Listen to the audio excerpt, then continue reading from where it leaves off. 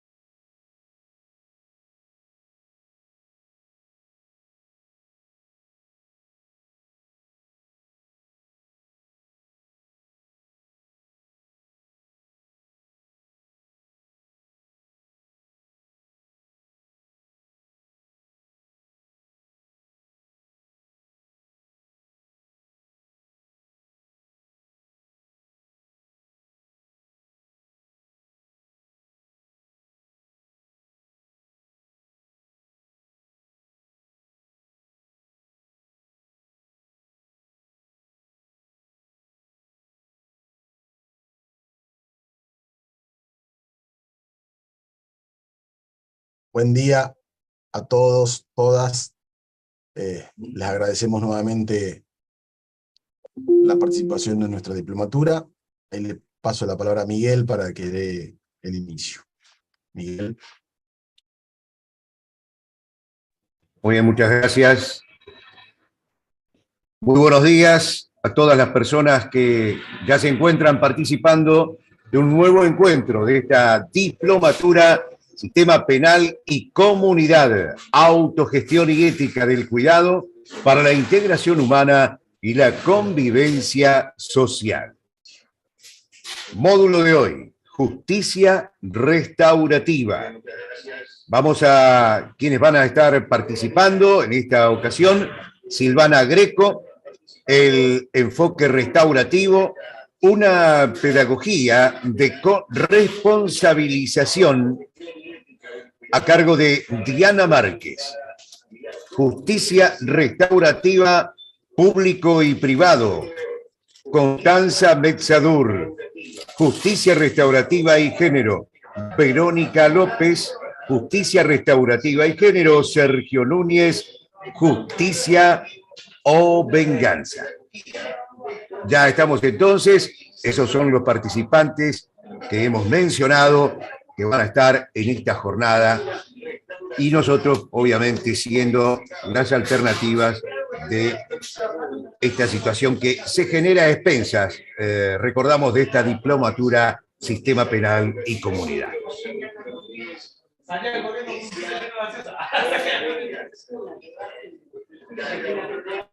Dame un segundito, Miguel. Bueno, muy bien. Aprovecho para comentarles a todos, hacerlos partícipes de que en el día de hoy vamos a tener un taller de radio que vamos a brindar acá a los compañeros y que va a estar dictado por el reconocido locutor Pablo Bricker a nivel nacional, quien es licenciado en comunicación social y va a tener a cargo entonces esta situación tan linda, tan feliz, que todos podemos compartir acá los compañeros, así que hoy vivimos una jornada muy especial, además de tener esta jornada de diplomatura. Ahora sí, adelante. Pasamos el chivo. Gracias, Miguel. Bueno, nada, sé que hay gente que se está conectando nuevo hoy, o nos están siguiendo en YouTube, o nos van a ver luego en el campus. Contarles que esta diplomatura la estamos intentando coordinar desde adentro de la cárcel, la coordina Liberté, por supuesto que estamos presos, pero también nos acompaña gente del otro lado del muro, si no es imposible, porque esto lo hacemos entre todos y todas. Y uno de los objetivos de esta diplomatura, como otras tareas que llevamos adelante, es la de difundir el trabajo de Liberté y de las organizaciones que nos acompañan, pero ¿con qué finalidad? Con la finalidad de que si otros presos u otras presas de otras cárceles lo ven, y tal vez estén pensando en hacer algo similar, sobre todo la autogestión o la creación de una cooperativa, que sepan que se puede.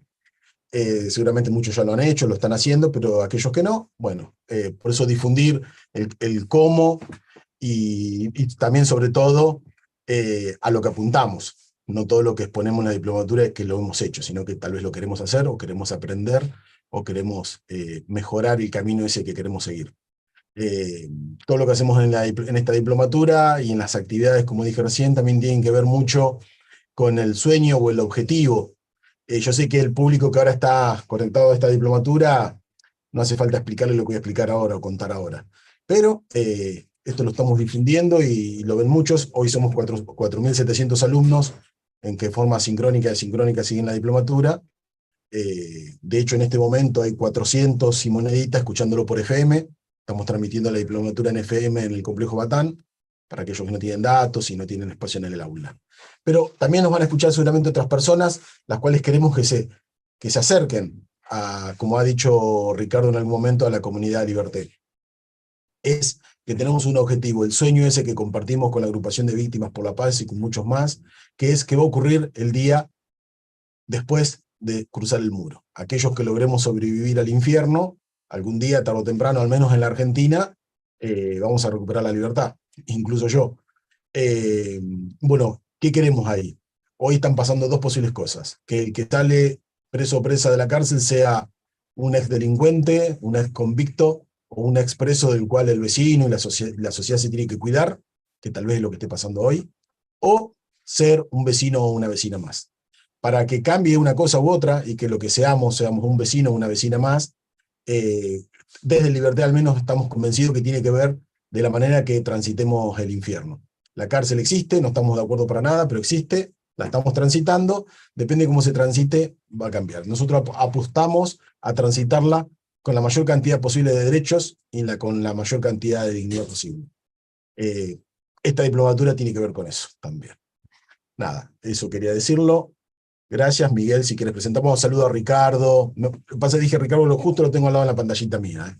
Pero se van a escapar todo el resto. Aimé, Diana, Jimena, Ani, la otra Jimena.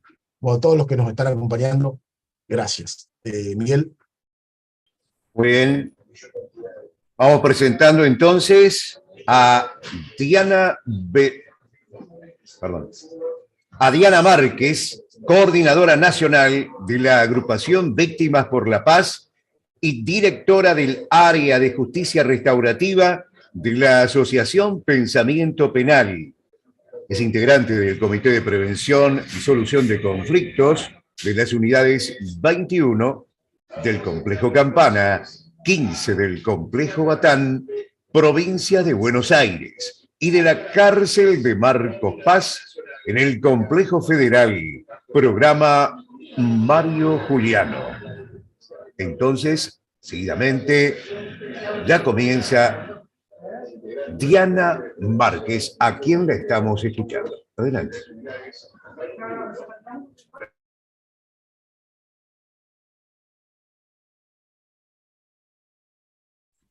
Ahora sí, no tenía el sonido, estaba muteada. Bueno, buenos días a todos y todas. En principio, por supuesto, agradecer a Liberté y a la Universidad de Mar del Plata por esta diplomatura. Yo estoy todos los sábados, pero hoy estoy nerviosa, tengo que decirlo. Bueno, pero esta convocatoria que nos hace Liberté siempre a Víctimas por la Paz, y para mí ayudar en la coordinación y estar con este bloque de justicia restaurativa que hoy cerramos, ha sido y es un orgullo para los que pensamos y nos dedicamos a difundir y a estudiar a la justicia restaurativa como la justicia restaurativa del cambio cultural, social, comunitario.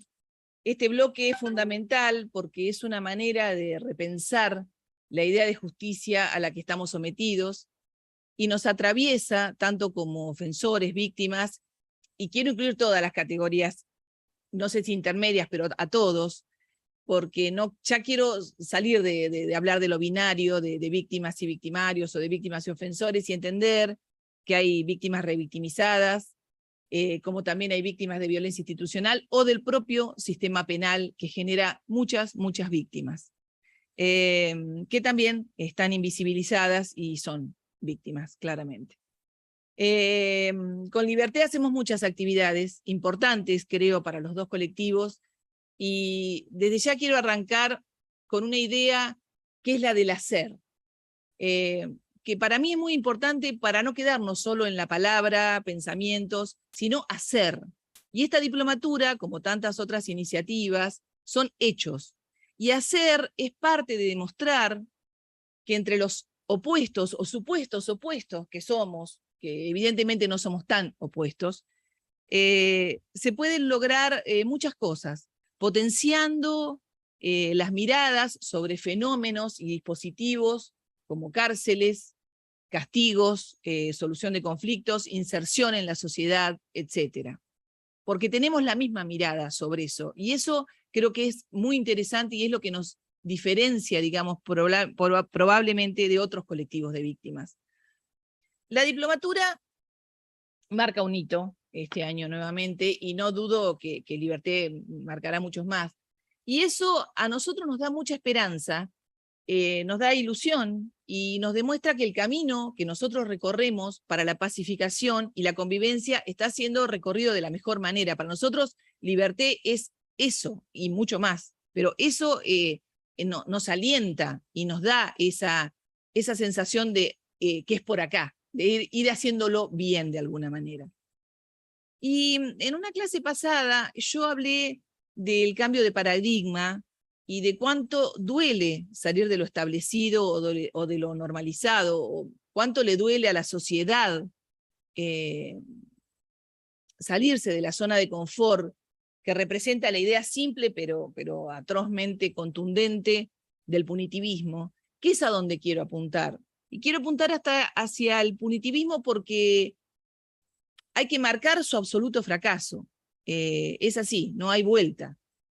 Y entonces decirles que para nosotros, como Víctimas por la Paz, no nos duele salir de esa zona de confort porque sabemos y vivenciamos que de esta tarea salimos mejores, fortalecidos, nos sanamos.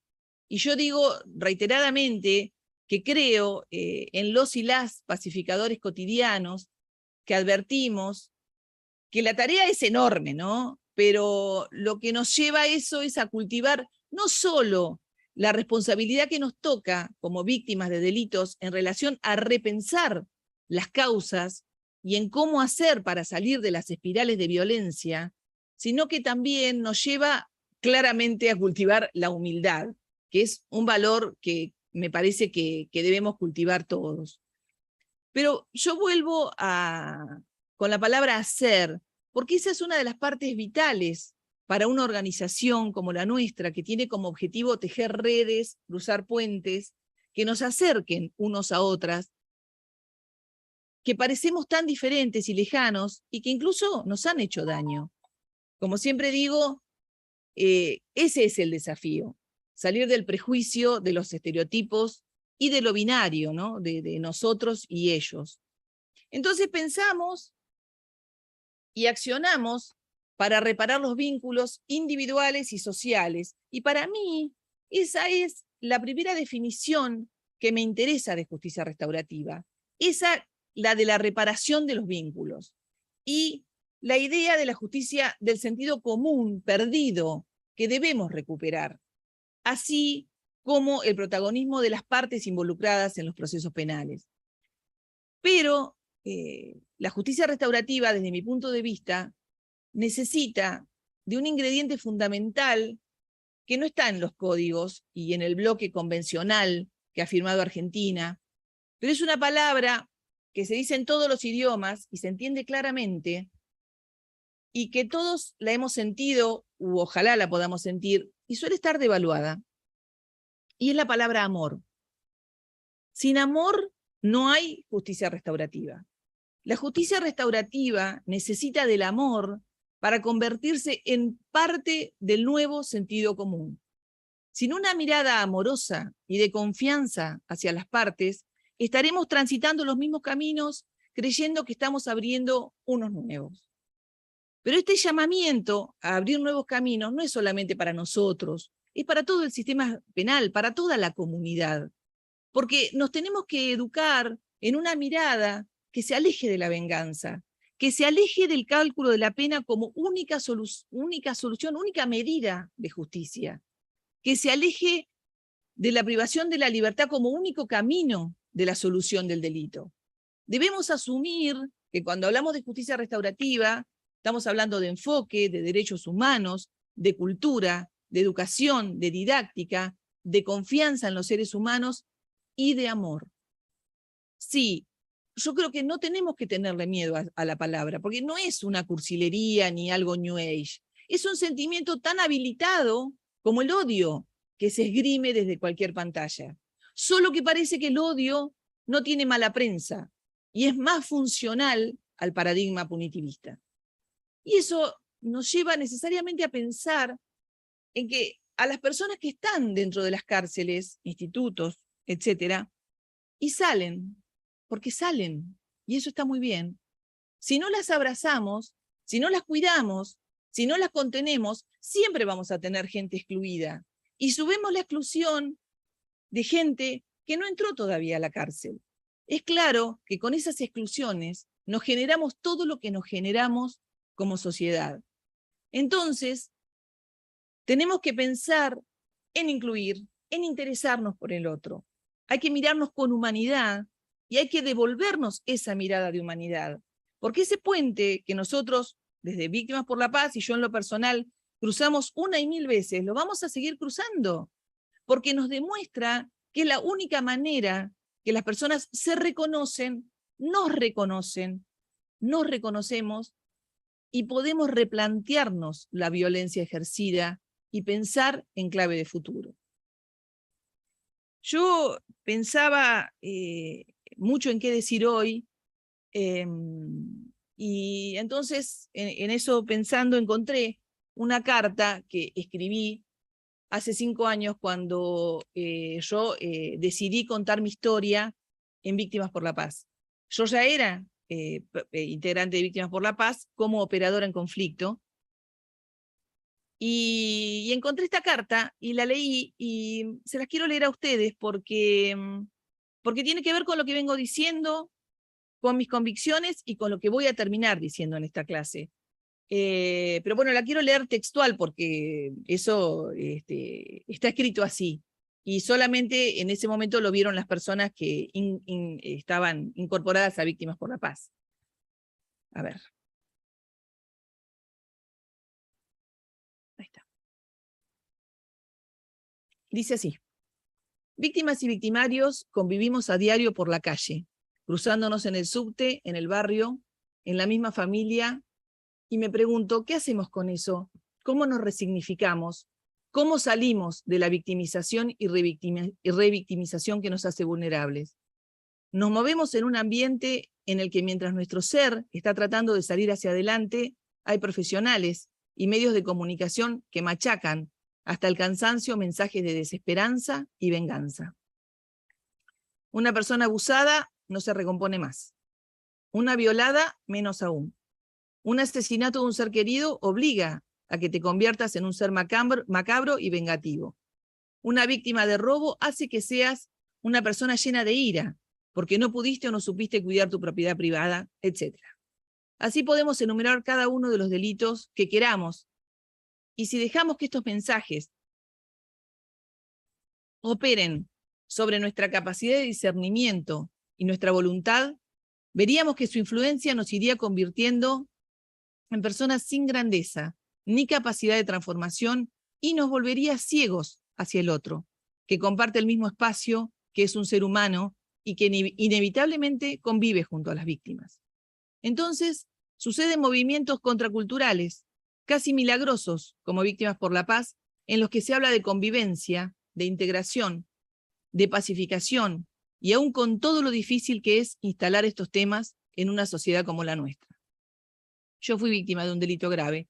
Me ha costado mucho perdonar y perdonarme. He trabajado mucho sobre mí misma y para mí ha sido una tarea larga y difícil, sobre todo para salirme del papel de víctima. Salir del cliché que impone el sentido común de que la víctima está rota, de que sin una infancia feliz no se tiene una vida feliz. Sobre esa experiencia traumática llevé a cabo una reconstrucción de mi persona. Soy mediadora, o sea que me dedico y estudio y llevo a la práctica el manejo de conflictos para una convivencia pacífica. Y sé de primera mano lo difícil y duro que es confrontar con conflictos aunque sean menores. Es por eso que entiendo que no es nada sencillo lo que propone Víctimas por la Paz, que intenta una vía, la de la paz, tan poco transitada que a veces parece que va construyendo el camino al andar.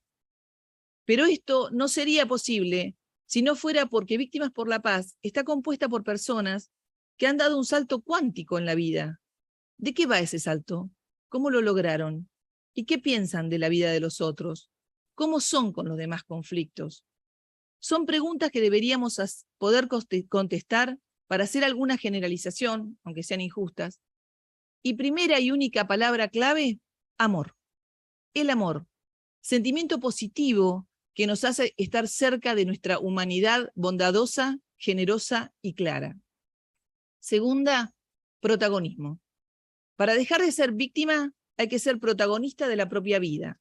Hay que tomar las riendas y actuar con los dolores y las mochilas a cuestas, sabiendo que solo cada uno de nosotros puede intentar transformarse para convivir, para pacificar.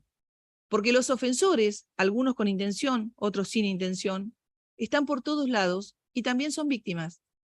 Pero esa diferencia, que es sutil y también muy importante, deberíamos hacernos salir de los postulados pontificadores del bien y del mal. Y solo así, viendo las interacciones, las interdependencias, es que podremos corrernos de lugares oscuros, de sentimientos que nos achican la cabeza y el corazón, y ser personas que se juntan en movimientos como Víctimas por la Paz y que solo entienden la vida desde una mirada compasiva, desde el amor. Bueno, hasta ahí la carta. Y ahora yo quisiera, a partir de entender un poco esto que yo decía que es Víctimas por la Paz, para seguir trabajando en justicia restaurativa, ¿cómo vamos a armonizarla con el Poder Judicial, que es lo que tenemos? Para nuestro colectivo de Víctimas por la Paz, la justicia restaurativa... ¿Sí? Perdón, pero creo que es la gran mayoría, necesitamos abrir como algún micrófono y aplaudir esa carta primero.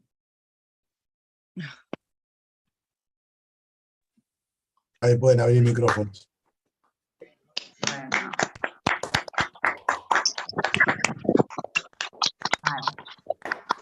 Gracias. Ahora sí me van a hacer llorar. Perdón, pero era necesario. Gracias, gracias, gracias.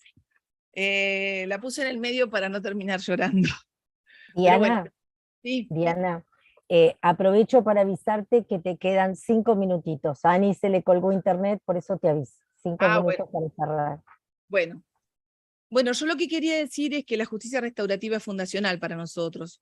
Y eso nos llevó a tener una sección dedicada a encuentros restaurativos y a trabajar con enfoques restaurativos. Y a partir de ahí es que nos incorporamos como dispositivo de la sociedad civil por fuera del Poder Judicial y articulando con el Estado en algunos casos. Entonces, Víctimas por la Paz intersecta lo público y lo privado. Y la primera consideración es que los protagonistas del conflicto que quieren acceder a la justicia restaurativa tienen algo que el Poder Judicial parece no poder atender en toda su complejidad y se define con la palabra necesidad. Yo creo que los protagonistas y sus necesidades son los grandes abandonados de la estructura judicial, y a pesar de los institutos que se han implementado, como puede ser la suspensión del juicio a prueba, la reparación, etc. Pero no se da cuenta de todas las necesidades de las víctimas, y entonces hay que dar alternativas para implementar la justicia restaurativa, y disponerse a escuchar las necesidades de los protagonistas del conflicto. Porque esas necesidades son un impulso vital y yo creo que nos marcan cómo tenemos que recorrer y qué hacer con los mecanismos para que se muevan. Yo, como persona que vivo la justicia restaurativa, no tengo que justificar que la justicia restaurativa exista como respuesta al delito. Lo que quiero decir es que para que exista necesitamos tanto del aspecto público como del aspecto privado. Y en el sector público yo lo que creo es que la parte operativa y la parte económica habría que replantearla, fundamentalmente en la parte económica, o sea, porque los recursos son finitos, y entonces me parece que en esos recursos creo que no deberíamos poner todo en los sistemas de seguridad y en los operadores judiciales, sino que también hacer mucho énfasis en poner recursos para los trabajadores sociales, para los terapeutas, para los mediadores, para los facilitadores del diálogo, para una abogacía formada en el enfoque restaurativo, pensar en las currículas de las universidades. Y entonces yo pienso que esto que estamos nosotros articulando constantemente con lo público, me dan ganas de decir que el Estado, que estuvo ausente en general, después aparece como porque los delitos del derecho del Código Penal son públicos, aparecen como que ahora, bueno, sí nos importa a la comunidad. Y la verdad es que lo digo en latín, ¿no? Pero si nunca te importó, no te metas ahora solamente con una mirada punitivista o de castigo. O no pongas palos en la rueda. O sea, yo quiero que el Estado se eficientice, mejore, que no sea solamente una cuestión de que ponemos plata de determinada forma, y lo único que hacemos es hacer pensar que las personas se reinserten, pero cuando las personas salen, les cerramos todas las puertas. Entonces, lo de la puerta giratoria es real, pero es completamente al revés. Se aplica todo el tiempo como mantra, pero el único camino que les queda en muchos casos a las personas privadas de libertad es volver a la cárcel, porque esa es la única puerta abierta, que en realidad es una reja que se cierra atrás de cada persona que vuelve a entrar a la cárcel. Entonces, creo que nosotros tenemos que replantearnos esto, cómo nos sumamos entre lo público y lo privado, y cómo colaboramos con eso, y que si el Estado se involucre bien. Yo creo que si queremos cambios sociales verdaderos y profundos que lleven a la pacificación, es casi un deber tratar de encontrar caminos para que sigamos caminando. Nosotros, desde Víctimas por la Paz, intentamos ser punta de lanza de una nueva sociedad civil que vea el modelo dominante que se va agotando por la fatiga de no conseguir los resultados para las mayorías. Y bueno, claramente, yendo por los mismos caminos que se ha transitado, no nos va a llevar a desenmarañar este presente. Porque si no tenemos más respuesta que lo punitivo, esto no funciona. Entonces, para mí, las instituciones públicas no estatales pueden ser la red del futuro, descentralizando el poder y dándoselo a la comunidad. Yo creo que eso es una deuda que tenemos desde la democracia. Gracias.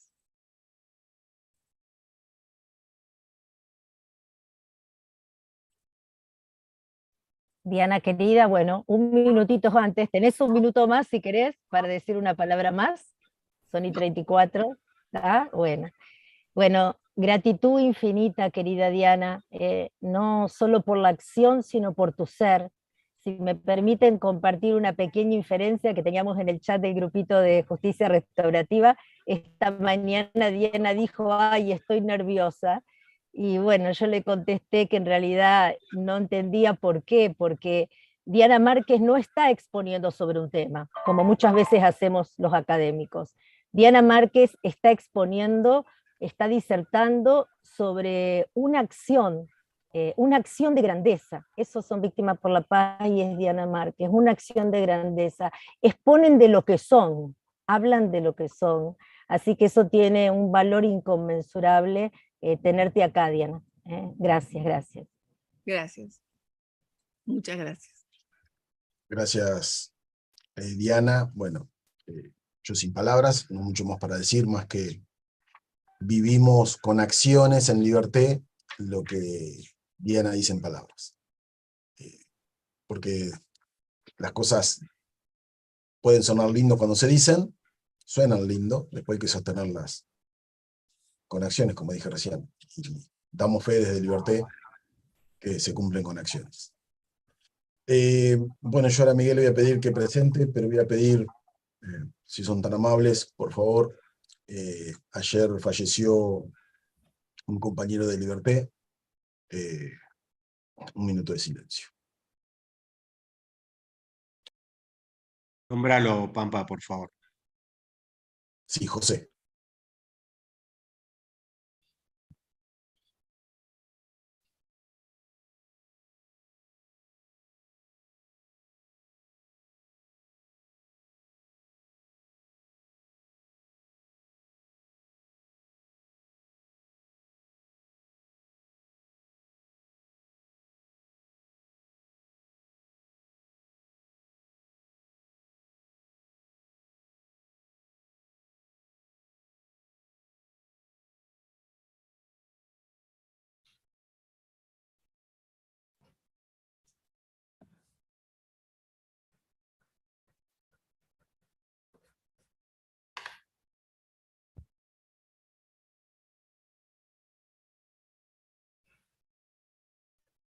Gracias. Miguel, si querés seguir con la presentación. Muy bien. Damos continuidad entonces, después de este espacio de silencio, honrando al compañero que ya partió. Seguimos con esta diplomatura Sistema Penal y Comunidad. Ya la escuchamos a Diana. Y ahora seguimos con Verónica López y Constanza Metzadur. Verónica López es profesora superior universitaria, mediadora, Fundación Fraternitas, con especialización en mediación penal y facilitadora comunitaria en conflictos multiparte, Asociación Respuesta para la Paz. Fue la creadora de las oficinas de mediación penal de la Dirección de Desjudicialización de la Solución de Conflictos Interpersonales del Ministerio de Justicia y Derechos Humanos de la provincia de Santa Fe, como también del Centro de Mediación de la Municipalidad de Funes, provincia de Santa Fe. Actualmente es fiscal adjunta del Ministerio Público de la Acusación de Santa Fe. Constanza Metzadur, mediación en conflictos comunitarios. Participación en prueba piloto de centros de acceso a la justicia en Barrio Cabildo. Clases sobre transformación de conflictos, comunicación no violenta y justicia restaurativa a personal penitenciario de la provincia e internos de Bower, coordinadora de voluntarios internacionales. Projects Abroad, Tribunal de Crímenes de Género Israel, enseñanza de idioma inglés a refugiados de Tíbet, profesora. Seguidamente, entonces, escuchamos a Verónica López y Constanza Metzadur. Adelante, por favor. Muy bien, Bueno. muchas gracias, Miguel, por la presentación. Ah, sí, Diana, ¿querías decir algo? No, dale, Verónica. Buenísimo, bueno, muchas gracias por la presentación, gracias a Liberté, a la Universidad de Mar del Plata, a Víctimas por la Paz y especialmente a Diana por la invitación. Es muy difícil, Diana, tratar de desarrollar lo que habíamos pensado después de esta carta que has presentado, esta bella carta que sintetiza efectivamente lo que es la justicia restaurativa. Creo que si nos quedaríamos a analizar tu carta, ya estarían todos los componentes y todos los conceptos que precisamente hace a la justicia restaurativa, así que te confieso que es difícil continuar, pero bueno, acá estamos y hay que remontar esto, así que te agradezco por compartir con nosotros algo tan íntimo y algo tan certero, porque es así como lo vivenciaste y es así como lo vivenciamos todos nosotros los que trabajamos en el sistema de justicia penal, porque a veces nos toca ser víctimas, a veces victimarios, a veces ser funcionarios, a veces ser participantes de organizaciones públicas, privadas, ser docentes.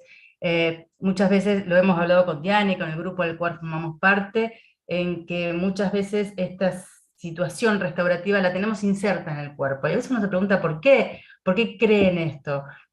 Bueno, básicamente porque creo que el sistema penal desde su propia creación ha demostrado su ineficiencia, digamos. Y no solamente en Argentina, que siempre criticamos que en nuestro país andan mal las instituciones, no, en ningún país del mundo se ha podido demostrar esta situación, porque básicamente creo que justamente la justicia tradicional, con su punitivismo exacerbado, parte de preguntas que ya han quedado caducas. Básicamente son, lo que se pregunta, digamos, el sistema tradicional es qué leyes han sido violadas, quién lo hizo y qué pena se merece, ¿no? Y creo que estas preguntas, precisamente hoy, entrando en el primer cuarto, digamos, de este nuevo siglo, podríamos decir que tenemos que empezar a hacer otro tipo de preguntas. Y es precisamente la que nos acerca la justicia restaurativa, que después se convirtió en prácticas restaurativas, pero básicamente lo que se pregunta es, que es lo que también decía Diana en su carta, ¿no? ¿Quién ha sido afectado por esta conflictividad? ¿Cuáles son sus necesidades? Y la tercera es, ¿quién puede atender esas necesidades? Fíjense que son tres preguntas totalmente diversas. Por supuesto que los penalistas podamos decir que esta afectación tiene que ver con el artículo 89, con el artículo 320.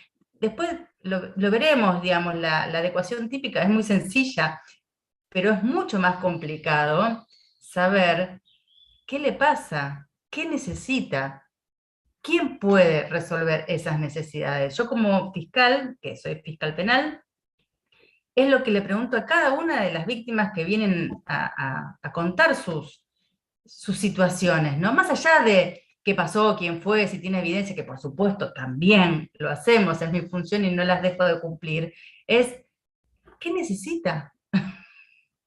Y muchas veces en esta pregunta de cuáles son las necesidades, también vamos reflejado las necesidades de los propios imputados, porque puestos en trabajar en círculos restaurativos, encontramos y entendemos que la afectación muchas veces es hacia la propia víctima y muchas veces es también hacia los propios involucrados del otro lado del conflicto, ¿no?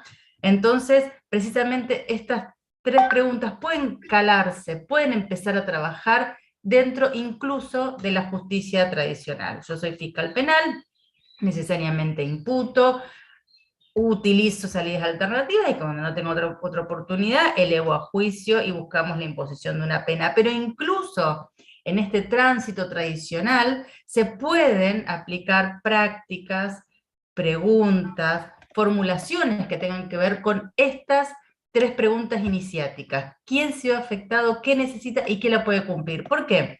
Y en esto lo quiero relacionar con el tema de justicia restaurativa y género que estábamos hablando. Porque la justicia restaurativa es mucho más que mediación penal.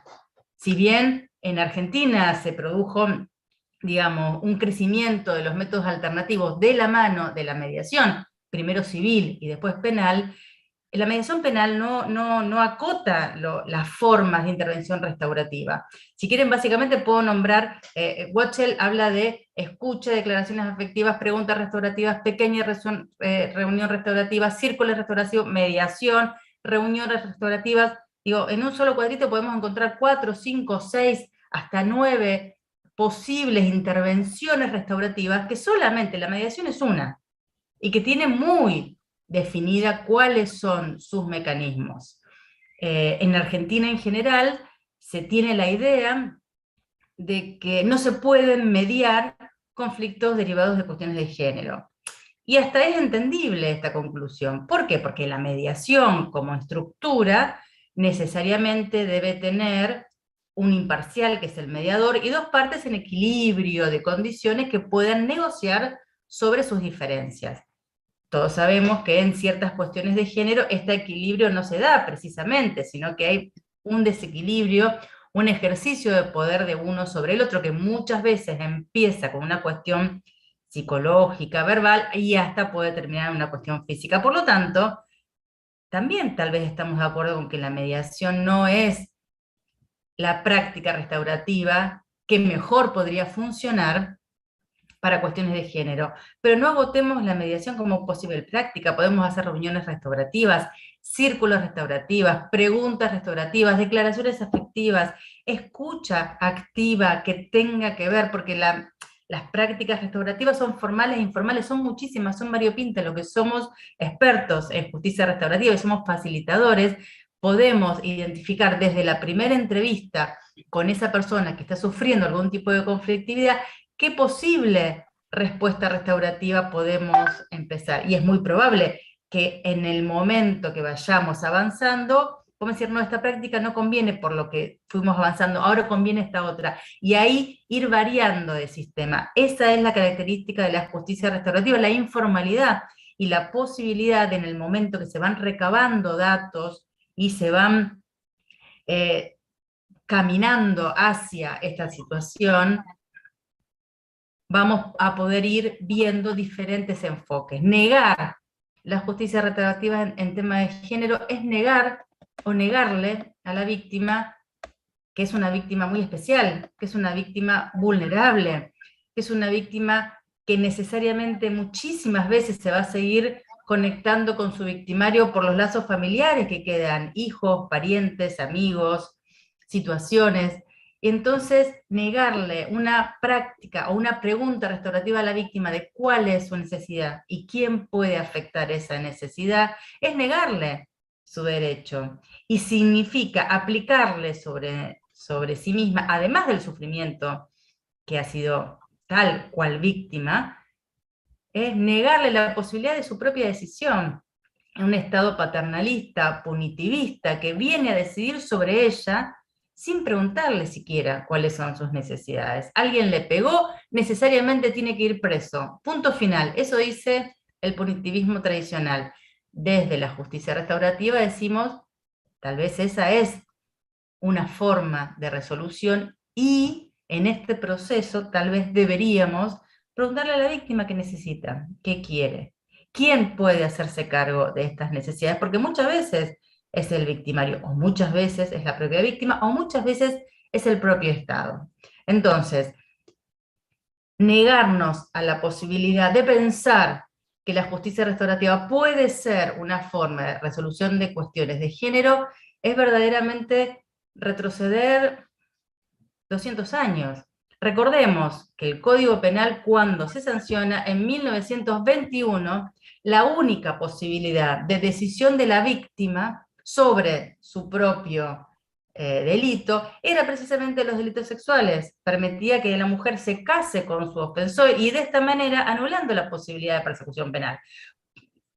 Después se ha avanzado y esta figura del perdón del ofendido ha quedado en desuso, y hoy actualmente tenemos la figura del avenimiento, que es precisamente la posibilidad de que la víctima en cuestiones de delitos sexuales pueda elegir sobre la persecución o no de una instancia punitiva. No retrocedamos nosotros más, animémonos a pensar en un futuro, animémonos a pensar en otra clase de situaciones que ayuden ni más ni menos a cada víctima y a cada victimario en particular. Nosotros siempre decimos que tenemos más dudas que certezas, pero muchísimas convicciones. Y creo que la convicción tiene que ver en parte siguiendo la línea de la carta de Diana. Convivimos todas y todos. Necesitamos escucharnos, necesitamos avanzar hacia situaciones que tengan que ver con el entendimiento de lo que nos pasa. ¿sí? Hay muchísimas, son variopintas las intervenciones que podemos tener en justicia restaurativa. Ahora está bastante de moda, digamos, las intervenciones en nuevas masculinidades. Podemos pensar un montón de cosas, e incluso hay cosas que no se nos pueden ocurrir, pero que en la práctica, con esa víctima en particular, con esa asociación de víctima de género que la acompañe, porque justamente esta víctima necesita ser acompañada, porque es una de las víctimas más vulnerables. Ya las reglas de Brasil la consideran una víctima específicamente vulnerable que debe ser acompañada por el Estado. No es no darle respuestas del sistema penal, todo lo contrario, es ayornar el sistema penal a que deje de preguntar siempre lo mismo: ¿quién violó la ley? ¿Qué lo hizo y qué pena merece? Tal vez hay que empezar a pensar otras cosas, que precisamente es desde la justicia restaurativa en donde se preguntan. Y esto las repito para que nos quede: ¿quién ha sido afectado? ¿Cuáles son sus necesidades? ¿Y quién puede atender esas necesidades? Creo que si desde lo público o lo privado, para seguir un poco el hilo que hablaba Diana, empezamos no solamente a preguntarnos esto, sino a preguntarlo en nuestras propias prácticas, vamos a poder tener verdaderamente un sistema un poco más justo y que tienda precisamente a una pacificación independientemente del delito que se trate, porque cuando sometemos a justicia restaurativa un conflicto, no llevamos una lesión, un robo o una estafa, llevamos un conflicto humano. Entonces, decir que en tales delitos no se puede llevar a justicia restaurativa y en tales otros es desconocer lo que es facilitar un conflicto. Uno no facilita una estafa, uno facilita un conflicto entre personas que se han desentendido, una se hizo más la viva que otro, y te tienen que poner de acuerdo, más allá del delito que originó esta situación. Así que bueno, tenemos muchas preguntas, tenemos muchísimas dudas. Nos gustaría escuchar, y nos gustaría en esta ida y vuelta de las preguntas poder seguir repensando si es beneficioso o no incorporar métodos de justicia restaurativa a cuestiones tan sensibles como las cuestiones de género. Muchas gracias. Bueno, gracias, Brenda. Les comento, digo, para que ustedes vayan manejando el tiempo, que les quedan 10 minutitos. Perfecto.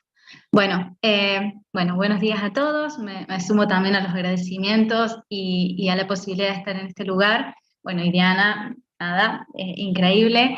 De paso, infiltro un poco el tema de que, bueno, nosotros llegamos al encuentro justamente ante el deseo, ¿no?, de trabajar estos temas de justicia restaurativa y género en la Asociación de Pensamiento Penal, y ver, digamos, de qué manera se puede conjugar estos temas que son tan candentes y tan sensibles, bueno, y que justamente despiertan resistencias, no solamente en Argentina, sino en todo el mundo. O sea, cuando uno habla de cuestiones de género, dice, no, justicia restaurativa, no, ¿por qué? No, es muy peligroso para la víctima, hay mucha posibilidad de revictimización, los facilitadores o los coordinadores tienen que estar muy preparados, muy anticipados a esta situación. Por ahí incluso se piensa que tal vez es una forma de decir, bueno, no, con esto se da una carta blanca, impunidad total, y hay un mal entendimiento respecto de eso, porque en realidad es todo lo contrario, como venían diciendo Diana y Verónica. Lo que la justicia restaurativa trata de hacer es revitalizar el entramado social, o sea, ver que todo lo que sucede en un contexto y sucede de manera interrelacional entre todos. Entonces, obviamente, cuando suceden tipos de crímenes que afectan, digamos, a la mujer o el género, son bastante complicados, porque Vero recién hacía mención a los desbalances de poder. También hay muchas veces que estas cuestiones se reiteran en el tiempo, hay muchas veces que son cuestiones que se dan puerta adentro de una familia, entonces es muy difícil salir de esta situación. El año pasado yo tuve la posibilidad de tener una breve experiencia con el Tribunal de Crímenes de Género de Israel, de un proyecto, bueno, de una argentina también, y la verdad que yo quedé sorprendida porque no había tenido posibilidad de tocar estos temas de género previamente, pero hay tanto por hacer, y es increíble que estas cuestiones no sucedan en un lugar particular, sino que se reproduzcan en todos los lugares del mundo y de la misma manera.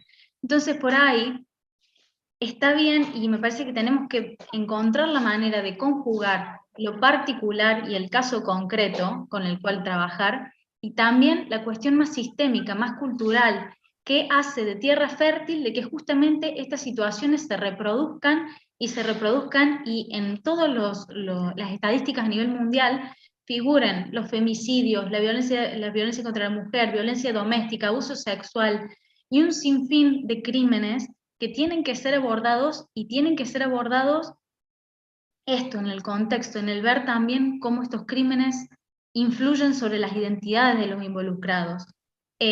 Haciendo referencia a Arendt en su momento, no se puede, el crimen en sí no se va a perdonar, pero sí se puede reconectar, ¿no? Y se puede revincular con ese otro con el cual cambiamos absolutamente la perspectiva, porque ese otro pasa a ser parte de mi identidad. Entonces, ¿cómo convivimos? Si el conflicto es ineludible, como vemos que lo es efectivamente, no podemos simplemente atender el caso o sea, tenemos que atender el caso por caso, pero no podemos mirar el árbol y evadir el bosque. Bueno, como decía, en realidad, a medida que más lo trabajamos, más dudas van surgiendo, más incógnitas van surgiendo. Entonces, bueno, cómo trabajar lo particular, dedicando plena atención a los involucrados, pero al mismo tiempo atender a lo sistémico estructural, más cuando hay tantas instituciones en simultáneo que están tratando de dar respuesta a esto desde el feminismo, se intenta generar, ¿no?, medidas, acciones, cambios culturales, identificar cuestiones discursivas también, que vayan haciendo más evidente esto, pero no obstante, esto es insuficiente. Y en cuestiones de género todavía hay mucha inaccesibilidad a la justicia. Entonces tenemos que preguntarnos por qué es eso también, ¿no? ¿Por qué las personas deciden no denunciar? ¿Por qué las personas siguen dispuestas a ser sometidas, ¿no?, en ese vínculo, y es tan dificultoso poder salir? ¿Cómo trabajar sobre el factor temporal y el trauma de los sobrevivientes? ¿El castigo penal efectivamente resuelve algo? ¿Satisface las necesidades de las víctimas? ¿El sufrimiento con sufrimiento queda saldado? ¿O hay mucho más que necesitamos hacer? Bueno, nada, es un sinfín. El encarcelamiento, como decía Vero la vez pasada, ¿resuelve la conflictividad o incluso prolonga la violencia, ¿no? Pero está legitimada a nivel legal, ¿no? Así que bueno, como decía Diana hace un momento, creo que es necesario seguir trabajando sobre las interdependencias, sobre el protagonismo, darle la posibilidad a las sobrevivientes de crímenes de género que hablen, que den un paso adelante, que digan que realmente es lo que necesitan o qué les puede hacer un poco más fácil este trayecto tan dificultoso, pero que efectivamente tienen toda una vida por delante, todavía pueden hacer muchísimo más. Yo quería decir algo porque, bueno, con Constanza, que en este momento está en Italia, que gracias por conectarte desde allá, y con Verónica y con otro grupo más grande de mujeres, y también hay un varón, por suerte, trabajamos estos temas de género.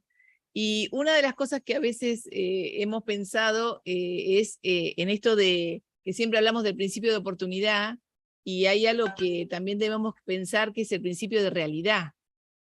Y que ese principio de realidad nos debe llevar a pensar que las realidades son tan diversas, que las cuestiones de género se dan entre personas muy cercanas en general, y que eso nos abre un nuevo abanico de pensamiento y de ideas para resolver conflictos que realmente son los, entre comillas, los más, no sé, a los que más tenemos que atender, digamos, los que más tenemos que tratar de resolver. Y una cosa que a mí me preguntaron muchas veces cuando yo he dado una charla o así, es si se podía aplicar justicia restaurativa a cuestiones de género. Y yo lo que dije siempre históricamente es que la mujer no es incapaz. La mujer es capaz, y eso lo tenemos que tener claro, porque el Estado muchas veces pone a la mujer como una incapaz y como una persona que no puede tomar ninguna decisión sobre sí misma. Y que si es la víctima ideal, que hace la denuncia y que después continúa con todo el procedimiento y se aviene al paradigma punitivista, es la víctima ideal. Y si de pronto, durante el proceso, quiere salirse porque entiende que hay otras alternativas y que pueden hacer otras cosas, ya deja de ser la víctima ideal y se transforma en una víctima molesta, que no sabemos ni para qué la tenemos ahí sentada. Entonces... Y en esto, discúlpame, Diana, si me dejas interrumpirte, de esta manera se refuerza la violencia machista ejercida originariamente. Es el propio Estado que la vuelve a violentar a la víctima, no escuchándola ahora que hace algo diferente a lo que el Estado estaba solicitando. Perdón, Diana. No, es perfecto, porque el Estado es patriarcal. Entonces, la víctima de género que recibió una violencia que podemos llamar patriarcal también se somete a un Estado que es sumamente patriarcal y le dice por cuál es el camino que tiene que recorrer. Y le dice que, por ejemplo, ya no puede conciliar una cuestión de género porque ahora está prohibido. Entonces, nosotros repensamos ese tema porque pensamos que eso hay que replantearlo y hay que pensarlo. Y bueno, y una vez dijo Mario Juliano, si el Estado puede estar ofendido más que la propia víctima. Y para nosotros eso es un mantra, pensar si el Estado puede estar más ofendido aún que la propia víctima. Bueno, no sé si seguimos. Bueno, gracias. No, estamos en tiempo, les agradezco a las tres. Bueno, Diana, tu carta fue como, nos llega a todos y además no sé, como muy, lo siento como esto del amor que vos hablaste, ¿no?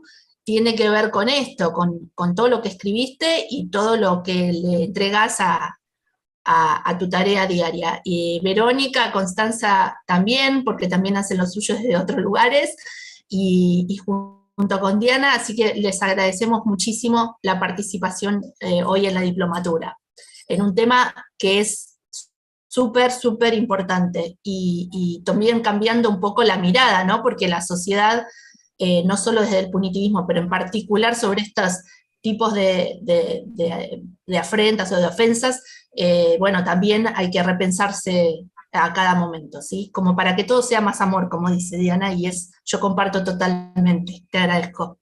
Y les agradezco a las tres, ¿eh? Bueno, no sé cómo seguimos, Pampa, vos contame. Sí, también agradecerle a Diana, Verónica y Constanza. Enormes las tres. Bueno, acá de este lado, obviamente que las cabezas de lo que estamos escuchando a mil, pero bueno, ya seguramente alguno de los pibes del aula o alguien abrirá alguna pregunta o reflexión. Ahora seguimos, Ani, con preguntas y respuestas. Voy a habilitar el chat ya en este instante. El chat del YouTube está abierto. Chat habilitado. Por si hay preguntas ahí, ahí estoy poniendo en modo galería. Si levantan la mano y tienen cámara, podemos dar la palabra para que hagan las preguntas. Ahí Ricardo seguramente va a hacer una reflexión sobre los tiempos a utilizar para las preguntas. A mí me toca la parte de la gorra. Hay muchas manos levantadas.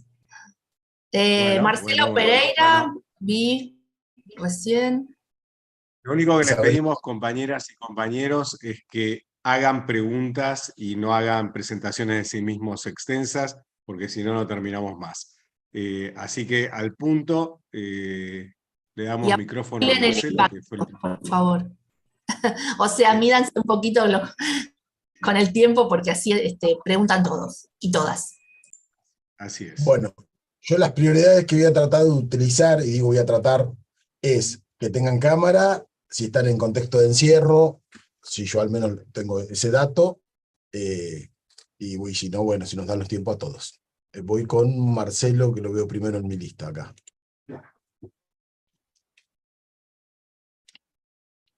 Ahí tendrías que tener micrófono, Marcelo. Buenos días, gracias por la participación, como todos los sábados, cada vez que nos conectamos. La pregunta para mí, para la doctora, más que nada para la doctora Diana Márquez, perdón, es cómo trabajamos nosotros todo ese tema.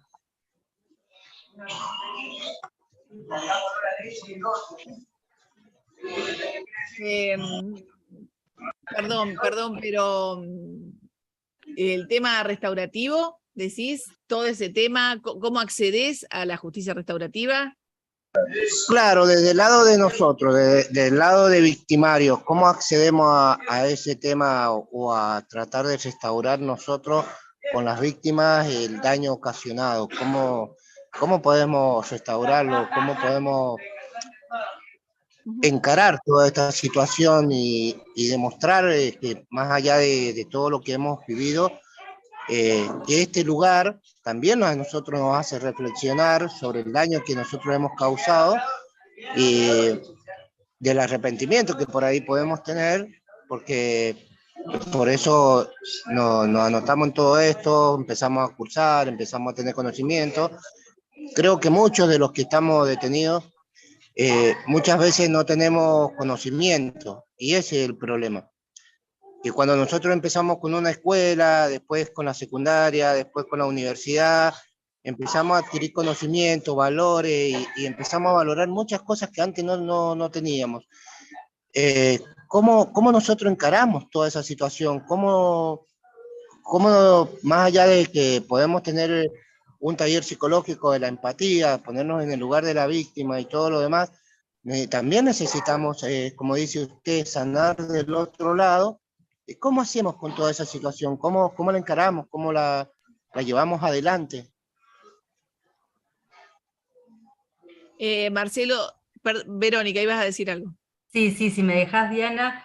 Marcelo, vos si estás en situación de condenado, seguro que estás vinculado a la ejecución de tu pena, ¿no? A la 24660, que es una ley que efectivamente rige tu situación penitenciaria y tu tránsito penitenciario.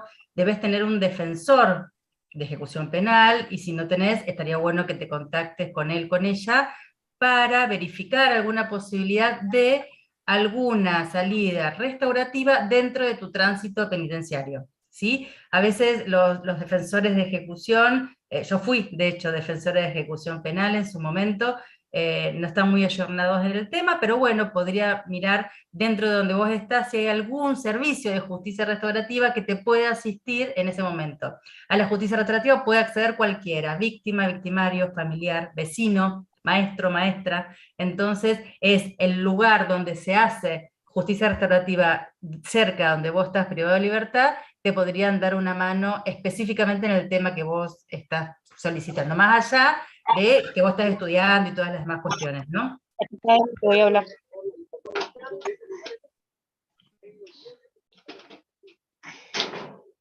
Un detalle nomás que quisiera agregar, si es posible. Es solo un detalle que, bueno, o sea, si bien nosotros estamos tratando justamente de ampliar este tipo de programas o hacia otros ámbitos y ver si se puede llegar a permear más las prácticas estatales, digamos, para incorporar la justicia restaurativa como una práctica un poco más estable. La esencialidad de esta práctica es justamente el tema de tratar de reparar el daño. E independientemente de que no haya una salida específica del sistema, digamos, para dar respuesta a esto, o para decir, no, bueno, si usted hace esto, va a tener estas posibilidades, yo creo que ya teniendo la disposición de reparar, no sé, uno puede tratar de buscar, o sea, obviamente con un asesor legal siempre es mejor, porque uno puede saber hasta dónde puede ser factible o no, pero uno puede intentar bueno, de generar, digamos, alguna acción específica para reparar el daño que se ha realizado. Yo solamente quería decir, porque no, me parece que lo que dijo Verónica es lo más concreto, porque acá la respuesta uno necesita que sea concreta, pero evidentemente lo restaurativo es un enfoque que lo pueden usar todos los operadores judiciales. Justamente por eso yo apelo a que los operadores judiciales se formen en esto, porque la verdad que el enfoque restaurativo, lo restaurativo tiene que terminar siendo una cultura restaurativa. Entonces, la verdad que los operadores se deben formar en esto. Cuando nosotros tuvimos a Jimena Monsalve, por ejemplo, con su justicia terapéutica y con lo que hacen ellos, bueno, también es otro programa concreto. Nosotros de Víctimas por la Paz estamos tratando de organizar y hacemos algunos programas concretos para el tema de conciliaciones. Y bueno, tenemos experiencias en eso. Pero bueno, es un camino, es una tarea. Pero lo que dijo Verónica es lo más concreto que tenemos hoy. Y me parece que a eso es a donde tenemos que apuntar.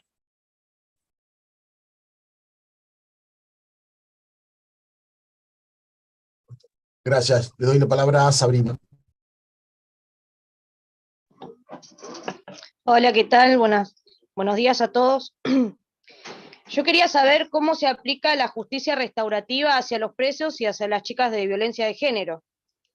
Más allá de que también hay violencia de chicas hacia hombres, también cómo se puede aplicar.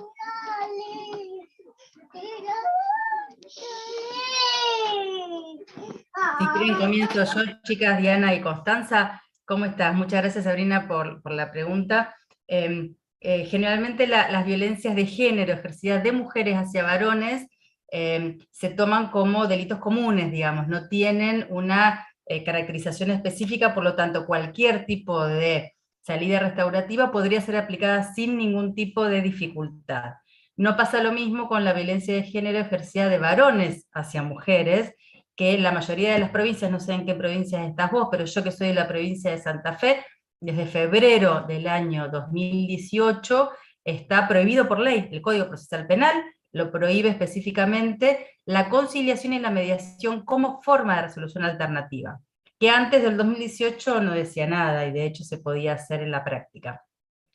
Pero repito, Sabri, solo la mediación y la conciliación, que son dos de las formas de justicia restaurativa, porque hay un montón de otras intervenciones restaurativas que yo creo que son posibles y factibles de realizar, y que por ahí no tienen que ver específicamente con la disminución de la pena, sino con otro tipo de salidas a la conflictividad. Te pongo un ejemplo.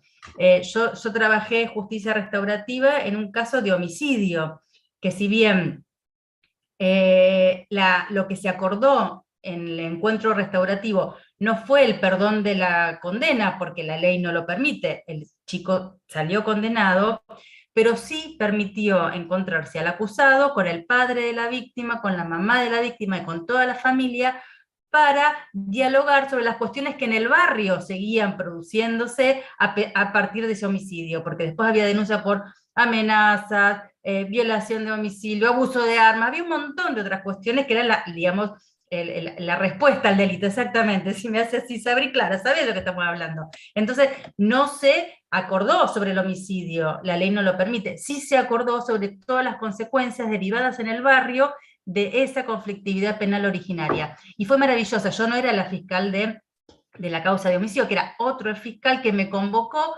para trabajar en justicia restaurativa esta conflictividad. Y lo pienso en voz alta, podemos también trabajar cuestiones de género. Muchas veces las mujeres que denuncian a sus compañeros se quedan solas en el barrio, no pueden siquiera sostenerse o económicamente, o tienen dificultades para criar a sus hijos que antes tenían una ayuda masculina. Entonces, bueno, tal vez esa apoyatura o esa consecuencia de lo que se ha surgido podría ser justamente trabajada en cuestiones de justicia restaurativa, que son las que se responden a lo que nos preguntábamos antes: ¿qué necesita esa persona?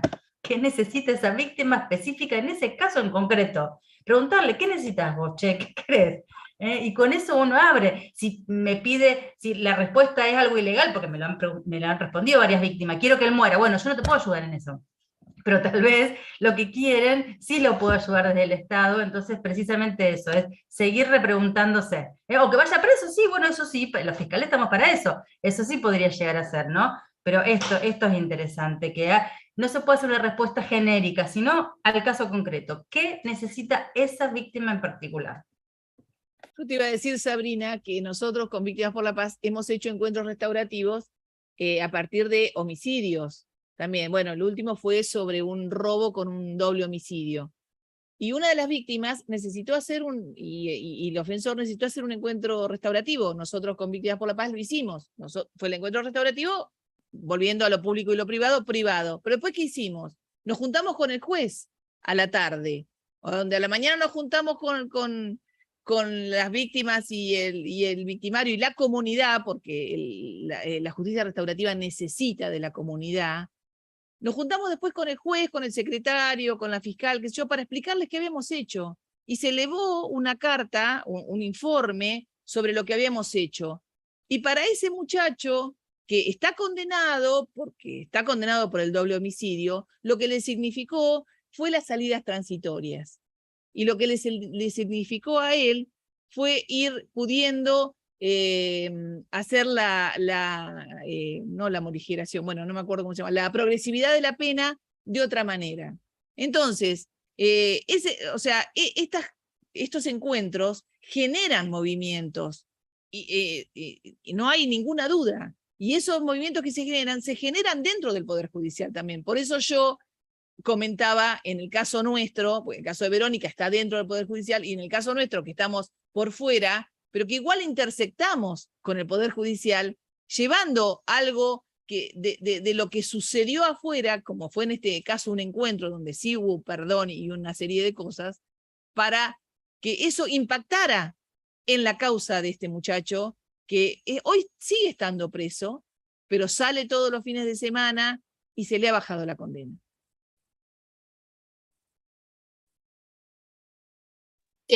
No sé si quieren, yo sé que hay algunas manos levantadas bastantes, pero hay un montón de preguntas en el chat, así que no sé si quieren primero las de las manos levantadas ir preguntando o que vayamos mechando, no sé, díganme ustedes.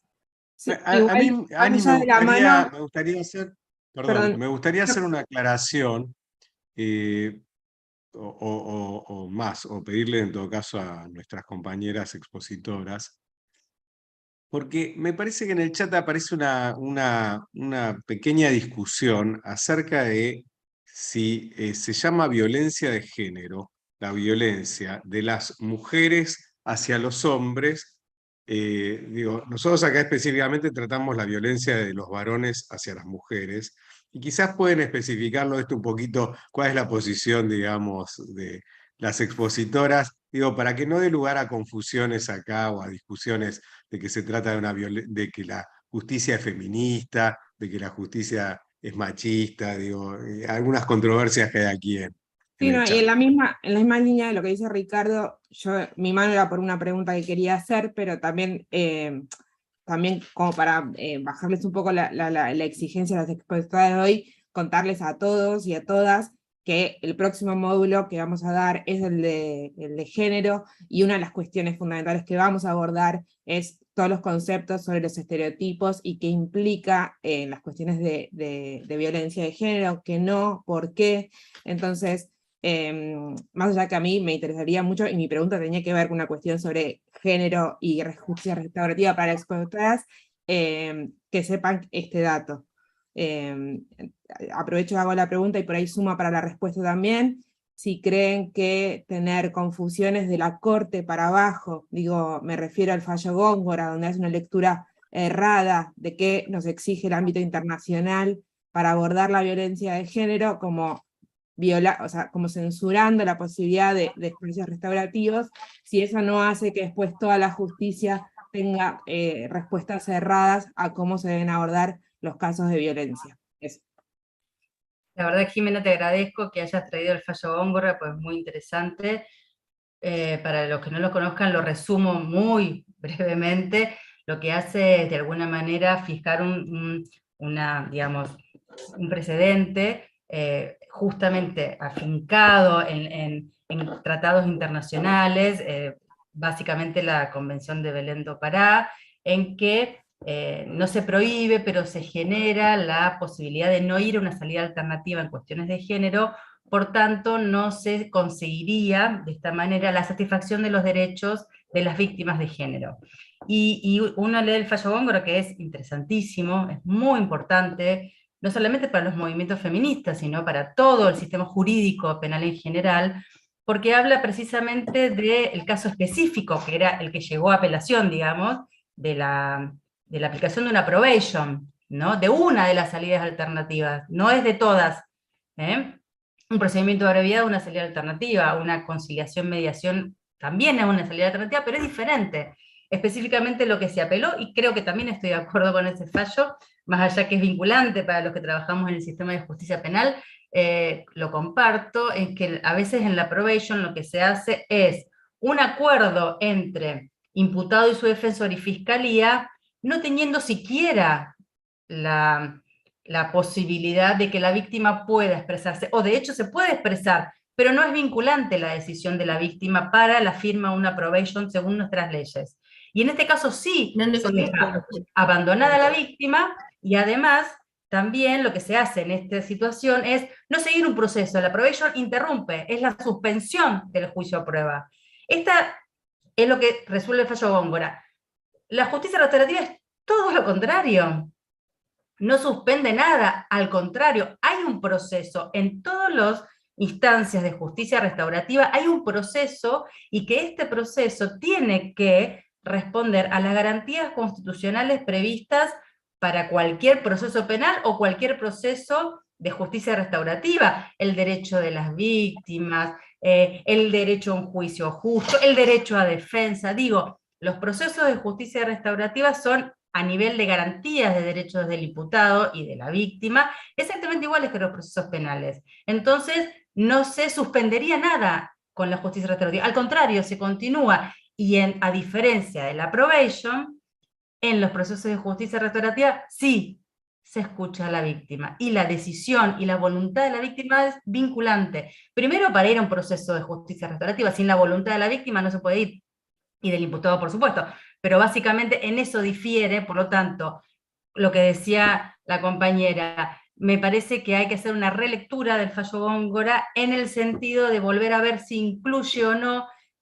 las respuestas restaurativas. Yo creo que no, yo creo que habla solamente de una de las salidas alternativas, que es la probation, e incluso puedo llegar a estar de acuerdo. Yo vivo haciendo probations, yo trabajo básicamente con salidas alternativas, y muchas veces las probations son insatisfactorias en relación a la revinculación, en relación a la escucha a la víctima. Es más, he ido a muchas audiencias de probation donde la víctima ha estado en desacuerdo, lo ha expresado ante el juez, y la probation se realizó de todas maneras, no cuestiones de género, ¿no? Así que bueno, me parece que con esto respondo, ¿no? Dale, gracias, Verónica. María Jimena Alve, que tenía la mano levantada y quería... Si me permite, le voy a dar la palabra a los que están conectados desde cárceles, porque sé que tienen pocos datos, sobre todo la unidad 51, que se desconecta. No creo que puedan terminar la diplomatura. Si es que no perdieron la conexión ya. Estaba por darles la palabra hoy. A ver. No lo estoy viendo. Se han desconectado. No, Unidad penal 5 sí está, los estamos viendo, ¿eh? Unidad 5. Unidad 51. No. De mujeres. Bueno, se me escapó. No las veo. Listo, estaban desde hoy. Bueno, con la unidad 5 y vamos con vos, Jimena. Ya tienen micrófono, muchachos. Hola, buenos días a todos, ¿me escuchan bien? Sí, perfecto. Bueno, voy a dar una opinión sobre el tema de la violencia de género, evidentemente que tiene una cuestión piramidal desde las causas más graves, que comienzan con la violación y después con todo lo que siga hasta abajo de ese tema.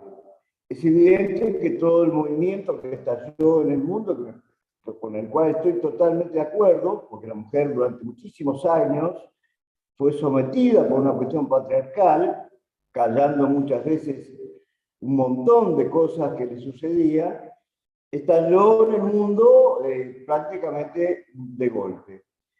Pero eso ha hecho también y se nota muchas veces en los tribunales, y recordando las palabras de quien abriera esta diplomatura, diciendo que los jueces tienen miedo a una situación mediática, a un fusilamiento mediático muchas veces sobre sus fallos, muchas veces aparecen las cuestiones estas como una cuestión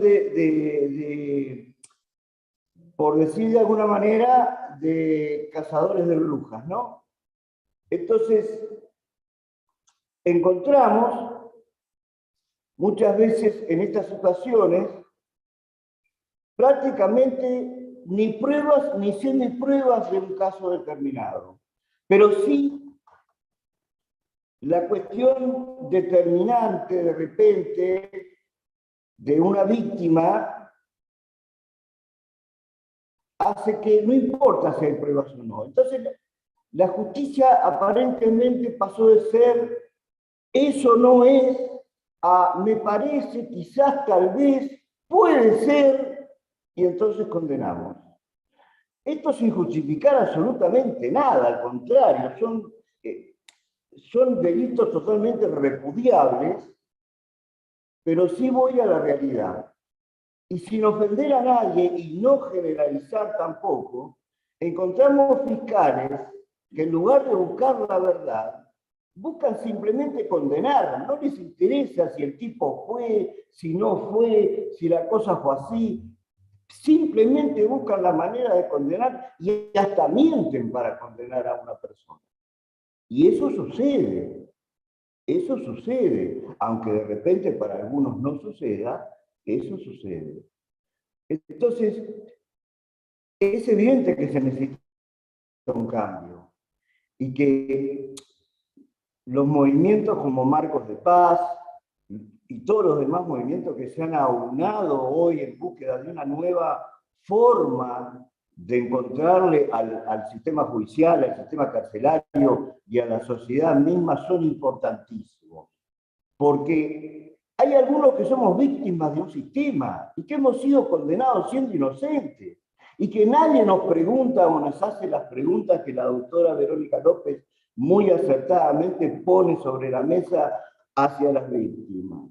Porque no nos consideran víctimas una vez que fuimos condenados. A nadie le interesa si fuimos condenados inocentes o no inocentes. Solamente a nuestras familias o a un grupo de amigos. Después para el resto de la gente, somos gente a las cuales se nos apunta con el dedo. Y debemos sobrellevar eso y sobreponernos a eso, como bien lo explica en la carta Diana Márquez, excelente la carta, sobreponernos a eso y buscar de repente una forma alternativa, diferente, y salir de la impotencia y el rencor que nos causa.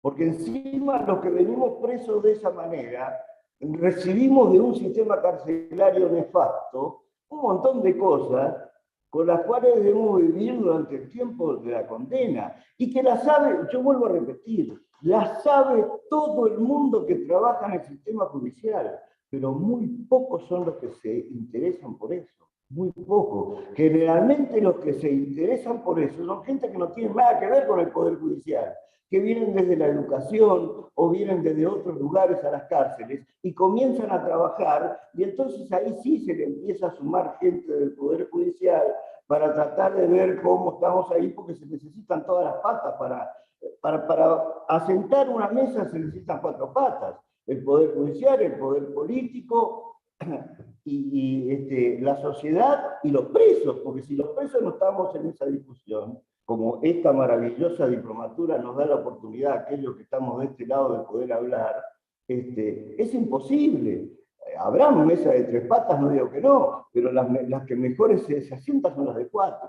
Entonces, de repente yo no tengo una pregunta específica sobre si esto, aquello y lo demás, pero creo que hay que entender que todo esto ha hecho que se abriera una grieta más entre tantas grietas, sobre todo en este país, entre tantas grietas que hay.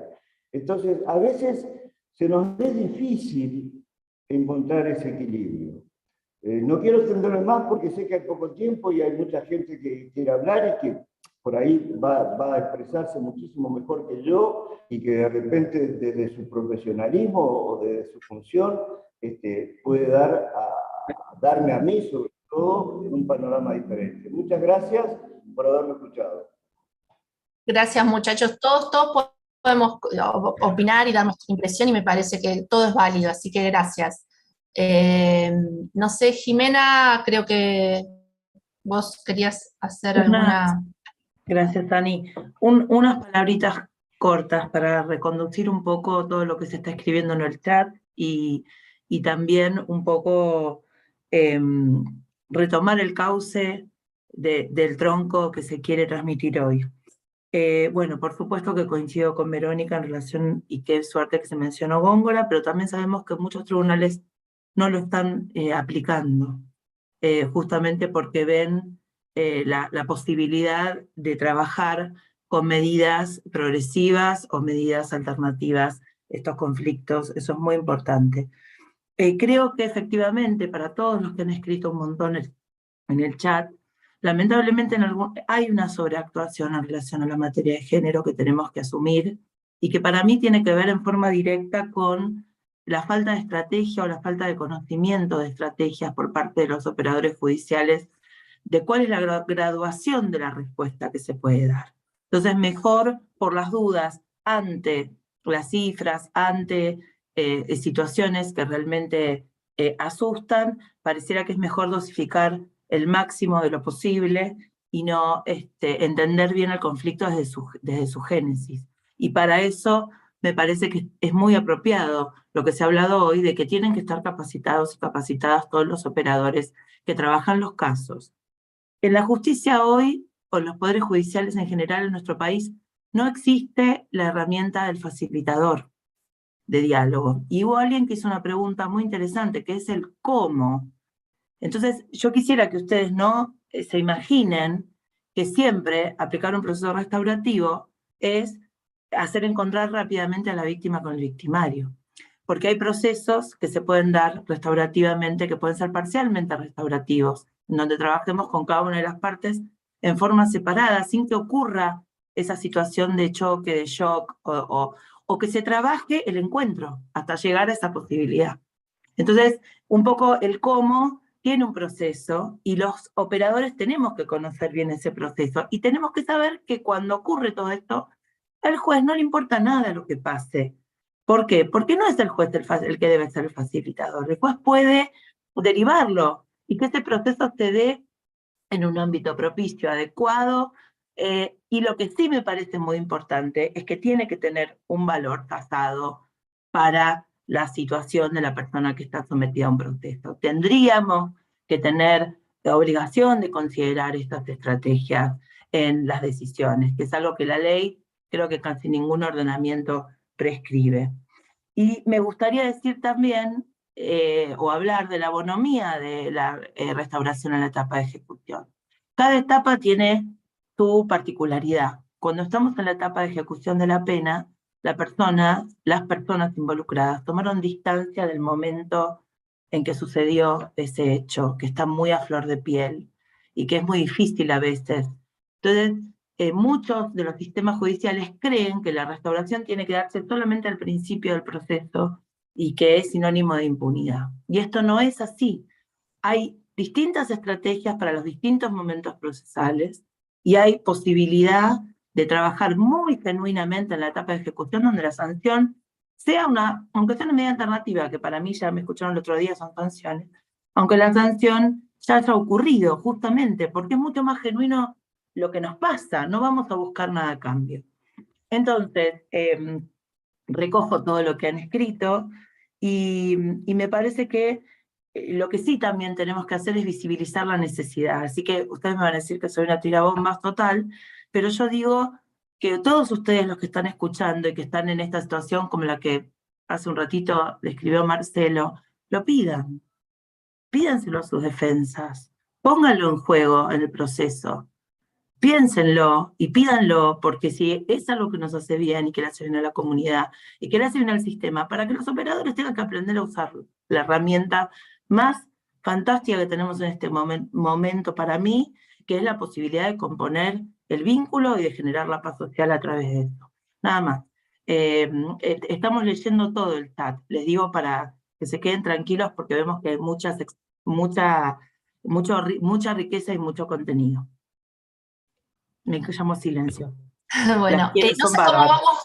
Yo lamento No, no poder, gracias, no poder estar viendo el chat, pero bueno. Yo quiero preguntar cómo vamos con el tiempo para reproducir algunas preguntas del chat y si no seguir con la de las manos, porque hay un montón. No sé, Pampa, contame vos cómo vamos.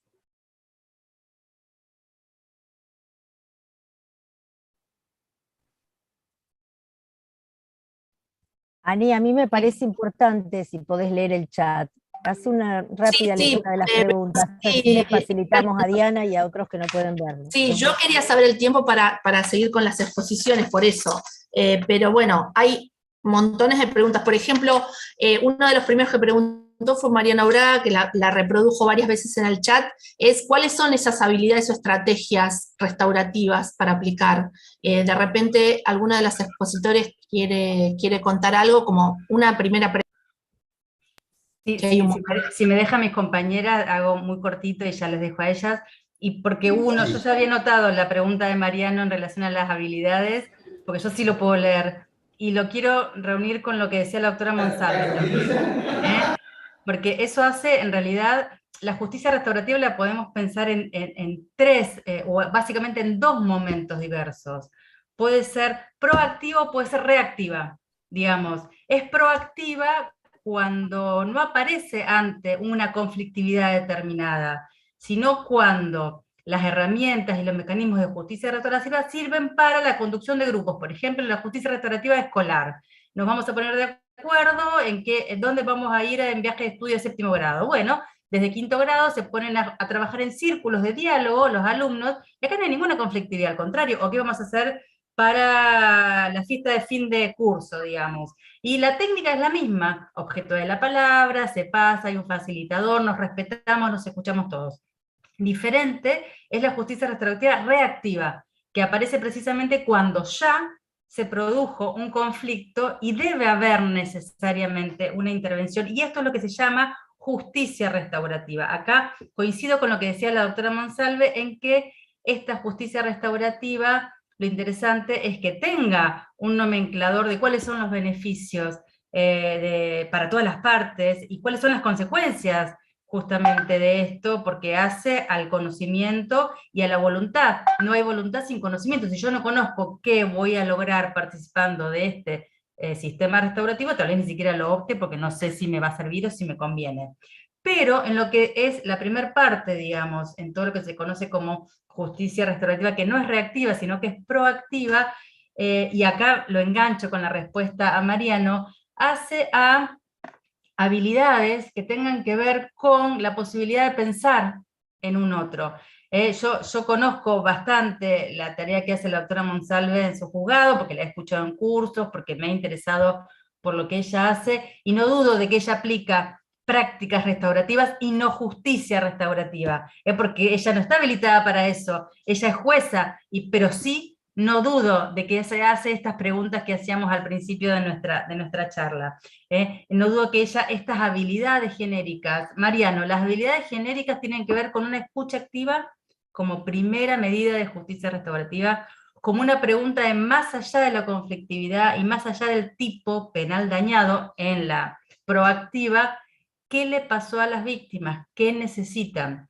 ¿Qué le pasó al imputado? ¿Qué necesita? ¿Qué le pasó a la comunidad que se vio afectado por eso? ¿Y qué necesitan? Porque muchas veces el delito no solo afecta a las partes en conflicto, sino a la comunidad. Por ejemplo, yo tengo ahora que estoy interviniendo en mi localidad, donde soy fiscal, en robo de cables, de la luz, del teléfono. Cuando se le pregunta a la EPE, o que es la empresa provincial de energía, o cuando se le pregunta a Telecom o a personal, generalmente a veces no le interesa la persecución del delito, pero a la gente del barrio sí, porque se quedó sin teléfono y sin luz, digamos.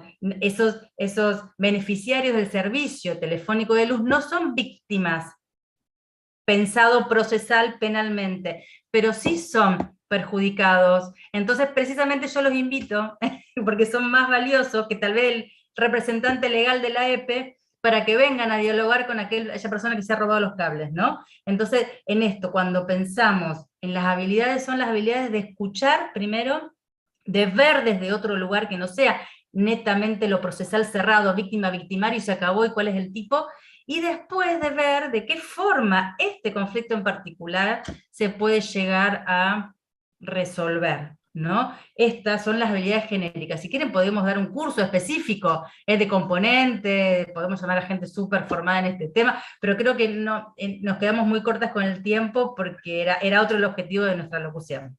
Yo quisiera añadir una cosita más a eso que acaba de decir Vero, respecto a esto que comentaban hace un momento, Vero recién lo comentó, pero me parece que no le hemos dado el énfasis suficiente, ¿no? De la necesidad de traer a bordo a integrantes de la comunidad también en la resolución de estos problemas.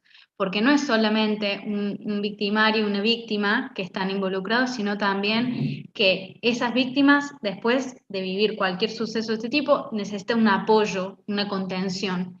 Y también victimario, por más que a nosotros no nos gusta mucho esta dualidad de los términos, pero bueno, digamos, para que se entienda, también, digamos, si después se comprometen en actividades, por ejemplo, de reparación, es muy extraño que una persona pueda decir, bueno, ya está, lo resuelvo y lo reparo de esta manera, así nomás, sino que siempre teniendo la contención o el respaldo de una familia, de un barrio, es mucho más factible que cualquier actividad o cualquier plan o estrategia que se desarrolle puede llegar a implicarse. Y respecto a esto que decían, también muy breve, respecto a cómo la justicia ha ido del no creer jamás lo que las víctimas decían o llevarlo a un plano privado de que corresponde a lo privado, a lo doméstico, o sea, por ende no es violencia, ha pasado un poco a ver, ¿no? De qué manera se le puede creer a las víctimas, se puede creer tal vez sin tanta prueba, pero bueno, estamos en una revolución cultural que obviamente va a costar encontrar el equilibrio justo para que las necesidades de todos puedan ser satisfechas. Yo quería decir que evidentemente cuando se plantea, o sea, se piensa en repensar en el protagonismo de las víctimas y el protagonismo de la comunidad, también lo tiene que pensar el Poder Judicial. Por eso, asociaciones como la nuestra, digamos, que nos hemos dado la posibilidad de trabajar como víctimas subrogadas, o sea, como víctimas reemplazantes de las víctimas concretas, ha dado un salto también a la posibilidad de que personas ofensores que necesitan hablar sobre su arrepentimiento, entender lo que les pasó, bueno, nosotros como víctimas nos hemos prestado a esos procesos, y de hecho lo estamos haciendo a partir del fallo Martins y otros sobre daños que deviene de un conflicto que hubo en Marcos Paz. Bueno, nosotros nos hemos prestado a hacer un encuentro con esos ofensores. En ese caso la víctima era el Servicio Penitenciario Federal, para que ustedes se dieran cuenta.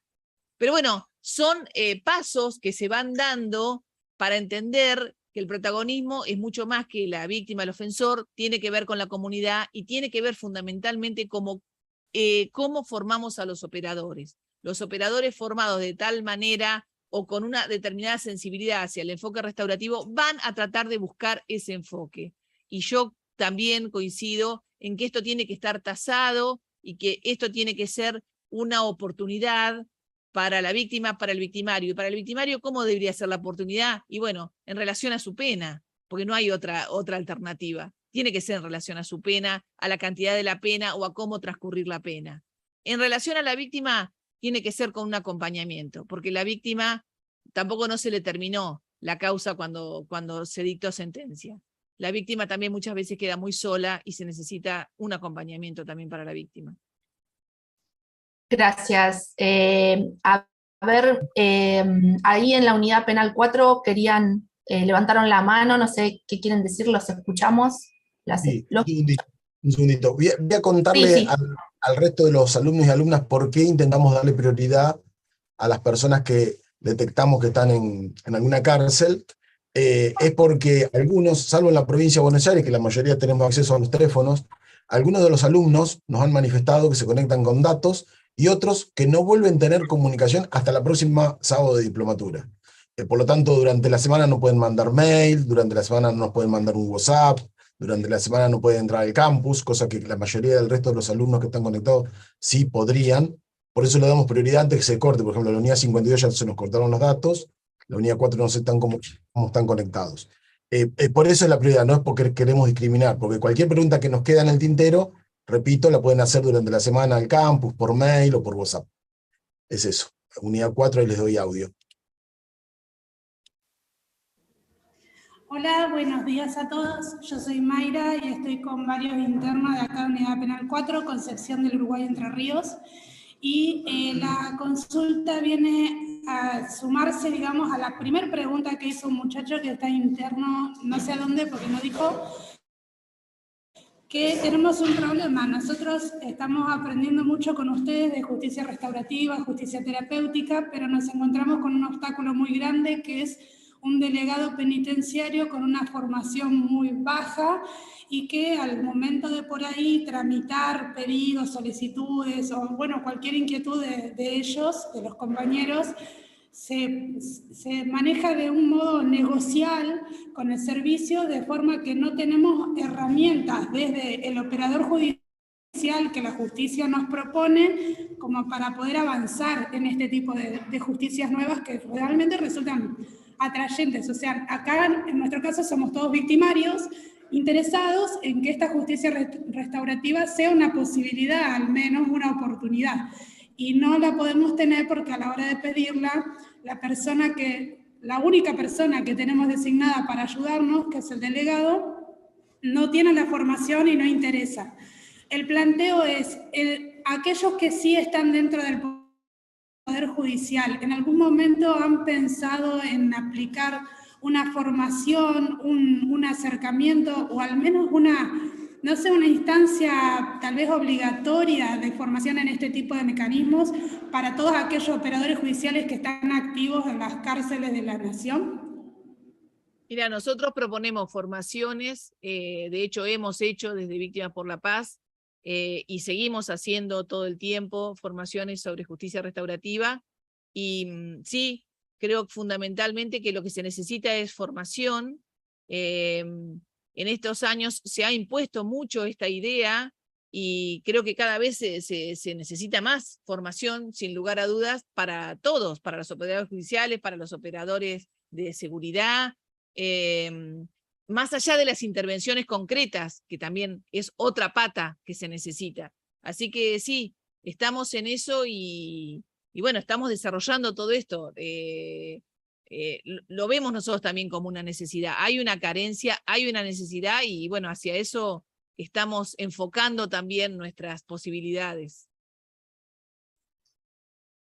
Yo voy a leer algo Sumando lo que dice Diana, ya muy cortito, por favor. En Entre Ríos yo sé que funciona en la Corte Suprema de Justicia un centro de mediación, y conozco a algunos de los integrantes que son gente muy proactiva. Digo, más allá de la función del delegado o delegada, que no sé bien cómo funcionaría ahí, cada uno de los internos o internas tiene que tener un defensor de ejecución penal, y si no lo tiene o no puede llegar por este delegado o delegada, que no comprendo mucho, directamente escríbanle al centro de mediación de la Corte, digamos, a ver si es posible, la posibilidad de aplicar un tipo de encuentro restaurativo en sus necesidades. Creo que esto estaría bueno. Yo desde mi lado les voy a escribir para que ellos se acerquen, si es posible y probable. No conozco la ley específica de Entre Ríos, pero sé que el centro de mediación funciona muy bien. Nosotros, bueno, gracias. Haciendo sé que está conectada, se me fue el nombre, creo que Jimena Funes, de Entre Ríos, sí, Jimena Funes, y bueno, y ella nos ha convocado a una formación, así que vamos a estar en Entre Ríos prontamente, o sea que bueno, vamos llegando de alguna manera. Bueno, gracias por los datos, la aclaración y bueno, esa información que que es súper valiosa. Yo quiero leer algo así que en el chat que me pareció muy interesante, que puso Marcelo Pereira. Para Diana, creo que como victimario no solo es en relación a la pena, sino a nosotros mismos como personas, como seres humanos, como el otro o como el enemigo semejante, que ya no quiere ser más el enemigo, sino simplemente alguien que trata de reparar un poco el daño que causó. Me parece muy atinado el comentario. Y no sé, yo le pregunto a Pampa, porque sé que ¿cómo vamos con el tiempo para los próximos expositores? Porque, o sea, preguntas hay a millones acá. Sin tiempo, tengo el mouse para hacer clic en recreo. Estamos en recreo, de hecho ya. Vamos a recreo, estamos a las 12. Bien. Mirá, veamos que es música por temas de derechos de autor que no podemos pasar. Claro, porque, y explicamos el porqué, no es que vamos a ir en cana, algunos ya estamos, sino porque YouTube después lo bloquea. Ya nos pasó en algunas transmisiones anteriores que queda bloqueado y no lo pueden ver después en el campus. Los fanáticos de DJ Ricky nos sentimos muy mal. Y yo que había pedido una canción, nada, todo mal. Bueno, no pasa nada. Ya vamos a encontrar la vuelta. Ya le vamos a encontrar la vuelta. La próxima canto una Airbus. Pará, podemos ya hacer la convocatoria. Quienes tengan ganas de cantar a capela la próxima, están bienvenidos. Bueno, Mandan sus comenzar. preguntas. Que comience Jimena. 1, 2, 3.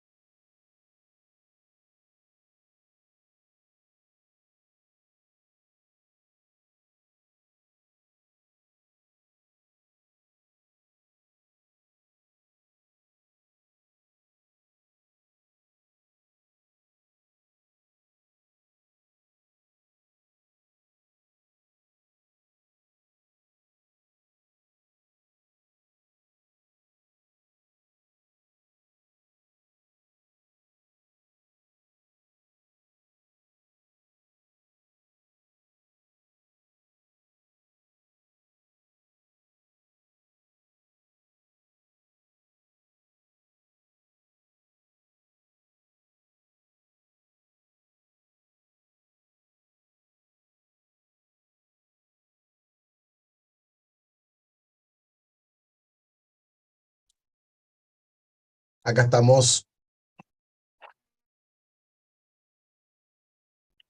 Estoy ubicando a Silvana.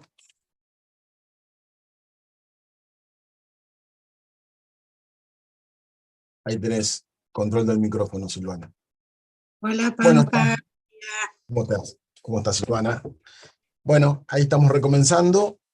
Miguel, si sos tan amable.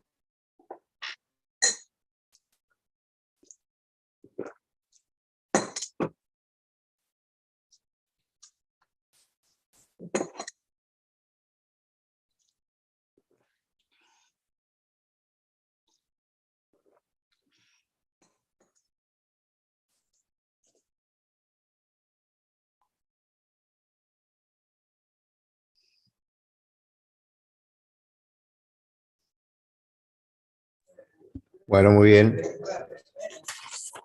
Vamos a ir entonces con los próximos participantes en esta jornada de diplomatura, recordamos, Sistema Penal y Comunidad, Autogestión y Ética del Cuidado para la Integración Humana y la Convivencia Social. Ya pasaron Diana, Verónica López y Constanza Betzadur. Y ahora llega el turno de Silvana Greco. Silvana Greco coordina el programa de resolución alternativa de conflictos de la Defensoría General de la Nación. Es subdirectora del programa de posgrado, negociación y resolución de conflictos en la Facultad de Derecho de la Universidad de Buenos Aires. Ha desarrollado su actividad como mediadora, formadora y consultora en gestión y transformación de conflictos en instituciones líderes en Argentina y Latinoamérica, como Fundación Libra, Ministerio de Justicia y Derechos Humanos de la Nación, Universidad de Buenos Aires. Ha trabajado como consultora para el Banco Interamericano de Desarrollo y el IDRC de Canadá en varios países de Latinoamérica. Los dejamos entonces a todos ustedes con Silvana Greco. Adelante, por favor. Bueno, buenos días a todos y a todas. Es un honor para mí haber sido invitada nuevamente a compartir con ustedes esta mañana del sábado. Estoy muy motivada por todo lo que escuché, por el nivel de comentarios, de ideas, de preguntas, de respuestas y de debates que se abren. Más allá de los cargos, quiero decir que yo me reconozco a mí misma como una que intenta facilitar condiciones de diálogos, ¿no? Y estar en esta función facilitadora que se mencionó de distintas maneras en los debates que se dieron hasta ahora. Como tal, me influenció todo lo que escuché. Nada de lo que tenía previsto es lo que me convence ahora compartir con ustedes, así que veremos qué puedo aportar desde mi trabajo incansable desde hace mucho tiempo en esto de crear condiciones para que se escuchen las personas y puedan hablar y puedan pasar a ese proceso que tan hermosamente fue expuesto en el encuentro anterior, de ser enemigo a ser un prójimo, ¿no? A ser un semejante, con esa manera tan hermosa que la presentaron las tres personas que estuvieron con ustedes en la clase o el encuentro anterior. ese es mi desafío en la vida, esa es mi misión, yo trabajo de eso, de facilitar condiciones de diálogo entre personas, grupos que están en situación de confrontar, ¿no? O llegan al conflicto, o llegan a la violencia, porque acá se trajo también los relacionamientos violentos enmarcados en género, pero la verdad que hay de muchos tipos de violencias y las instituciones están permeadas por la violencia institucional, que crean esa trama que después es tan difícil de desandar, porque partimos de entender que la violencia no es un fenómeno individual. La violencia individual de alguien sobre alguien se sostiene en una cultura de ideales muy rígidos, mesiánicos, o justamente de desamparo, de ausencias de cuidado, ¿no? Hicieron un ejercicio, estuve escuchando el encuentro anterior, un ejercicio tan hermoso de la aldea, no recuerdo el nombre de ella, pero ¿no? De recuperar la función del cuidado. Hay biografías de vida donde esa función está ausente y son los que en general producen daños a otros cuando además han tenido una biografía de daño, ¿no? Muchos de los que estamos acá, podemos estar afuera o adentro, pero hemos tenido una vida, ¿no? Donde las privaciones de cuidado y de la pobreza, de alimento, de ser incluido, de educación, de salud. Por ahí escuchaba a alguno que decía, bueno, antes nosotros no teníamos formación para darnos cuenta, ahora hemos hecho mucha formación y nos damos cuenta del daño, desarrollamos la posibilidad de empatía y ahora queremos reparar. Así que bueno, voy a tratar de aportar un poco algunas ideas que espero que sumen a la confusión o también ayuden a esclarecer algo. Yo creo que hay en este momento una tensión instalada en todos los sistemas ligados a la justicia y a los sistemas también penales y de los penales, pero lo extiendo a las escuelas también, donde se habla de restaurativo y hay una gran confusión entre medidas alternativas, ¿a qué? Al juicio, a la imposición de una sanción, o bien prácticas socioeducativas. Entonces una medida alternativa que se realiza a través de que le impongan a alguien una medida socioeducativa y entonces le dicen ahora está bien, bueno, entonces se realiza a través de alguna de las instituciones jurídicas un curso. Hace un curso sobre este tema de la violencia y con eso, digamos, si lo acreditas, el fiscal y el juez y el defensor va a tener efecto en la causa, ¿no? Que esas son medidas socioeducativas, son aquellas medidas, las medidas responden a una vara, a un estándar. Entonces hay medidas preferidas por la cultura. Entonces, bueno, que el chico termine la escuela. Ahora, eso no es restaurativo en sí mismo. Esa es una medida, porque está impuesta, no está construida voluntariamente, y está decidida a priori como buena en sí misma. Entonces, eso son medidas alternativas, socioeducativas, que pueden estar en el marco de una probation, y entonces la víctima tiene poca participación porque se le pregunta, pero si el fiscal y el juez consideran que lo que ofrece la persona imputada les parece bien, aunque la víctima diga no estoy de acuerdo, no se le atiende esa oposición. Entonces, las medidas alternativas, por diferencia de las socioeducativas, son todas aquellas salidas anticipadas del proceso que pueden estar representadas por la aplicación de un principio de oportunidad, por la figura jurídica de la remisión.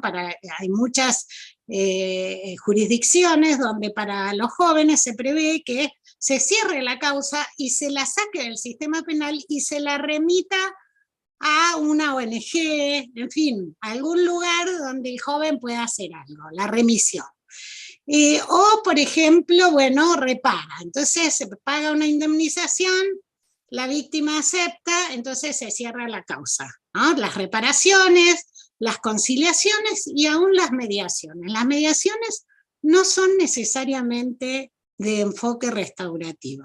Lo restaurativo, que refiere a un enfoque donde la propia probation se puede hacer restaurativamente, sí, si trabajás de una manera particular, que es, tiene determinados principios y determinados valores. Uno de los principios que tiene lo restaurativo es la participación directa de las personas implicadas, pero una participación que no se satisface con que el defensor le diga, che, mira, está esta posibilidad de que vos repares y entonces se cierra la causa o que hagas una conciliación, ¿qué querés hacer? No es ese tipo de participación, ¿no? O le pregunta a la víctima y le dice tal cosa, ¿no? Ese es un tipo de participación que lo ponemos como en el derecho como lo que se llama el consentimiento informado, ¿no es cierto? Alguien que sabe lo que se puede hacer y es un saber técnico, que es el defensor o el fiscal, le dice, bueno, mira, podrías hacer esto, podrías hacer esto, podrías hacer esto, y si haces esto, esto y esto, los efectos en la causa van a ser estos. ¿Qué querés hacer? Esa es una participación limitada a decidir entre opciones que le da el saber experto técnico jurídico. Y ese tipo de acuerdo son acuerdos reparatorios o transaccionales que tienen como objetivo dar una respuesta rápida, ¿no? Desde el sistema penal, impactar en la causa y reducen el punitivismo. Claro que sí, y reparan. Si la persona víctima se conforma con la indemnización, repara. Pero ese es un tipo de prácticas que hacen con mucha habilidad los defensores, fiscales, incluso los jueces, ¿no? Entonces está en la audiencia y viene la persona damnificada y dice, pero yo lo perdono, y se da una conversación espontánea ahí en la audiencia, y entonces el juez dice, no seguimos con la causa penal, acá una conciliación, un acuerdo y se cierra. Esas son todas medidas alternativas y son prácticas donde la meta es conseguir una reparación para la persona damnificada y para la persona que está imputada, reparar y que se cierre rápido y salga del sistema penal. Y así lo entienden las personas, ¿no? Aunque a veces los efectos de la presencia y del encuentro generan muchos efectos más importantes simbólicos, que no son cuantificables. Las prácticas restaurativas, que son un enfoque, requieren alterar y construir otras dinámicas de las que se vienen dando, que incluyen a la familia, a la comunidad, y todos aquellos que están en relación con las personas que están relacionadas directamente por una acción de daño. El que lo hizo, el que lo recibió. Todos los de su alrededor que están afectados. Acá se dieron muchos ejemplos, ¿no? Y se explicó en el barrio, y entonces fueron y estaban, ¿no? Ahora, para que sea la práctica restaurativa, tiene que construir otras dinámicas sociocomunitarias y familiares. Que hagan que esas otras resignificaciones, otras maneras de hablar de eso, otros encuentros, otros espacios, que tienen que poder habilitar una comprensión donde se vea cuál es la corresponsabilización en la producción de condiciones para que alguien cometa un delito. Entiende que el delito no es de responsabilidad individual exclusivamente, sino que hay una corresponsabilidad de necesidades no atendidas.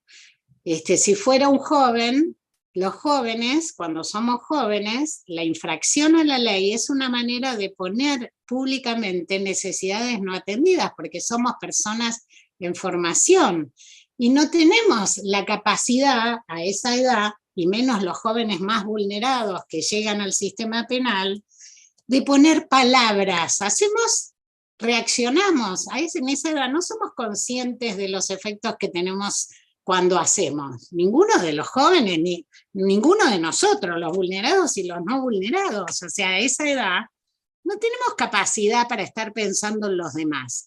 No sabemos quién somos, queremos salir a la calle, pero nos peleamos con la familia y con los que nos quieren decir lo que tenemos que hacer, pero sin ellos nos sentimos que no somos nada, entonces queremos todo el tiempo la aprobación, pero todo el tiempo ponemos a prueba, ¿no? Ponemos a prueba, infringimos, hacemos cosas que transgredes, queremos salir a la calle, salimos al mundo, pero a su vez el cuerpo todavía es ese cuerpo que está en transformación y no sabés qué hacer con toda la transformación física que sufrís a esa edad. O sea que, ¿qué busca lo restaurativo? Hacer conversaciones donde aparezcan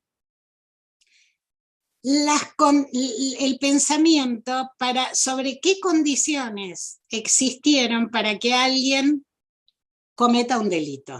O sea, se va a trabajar ahí. Si va a estar con la persona damnificada, si la persona le dice, bueno, yo quiero matarlo,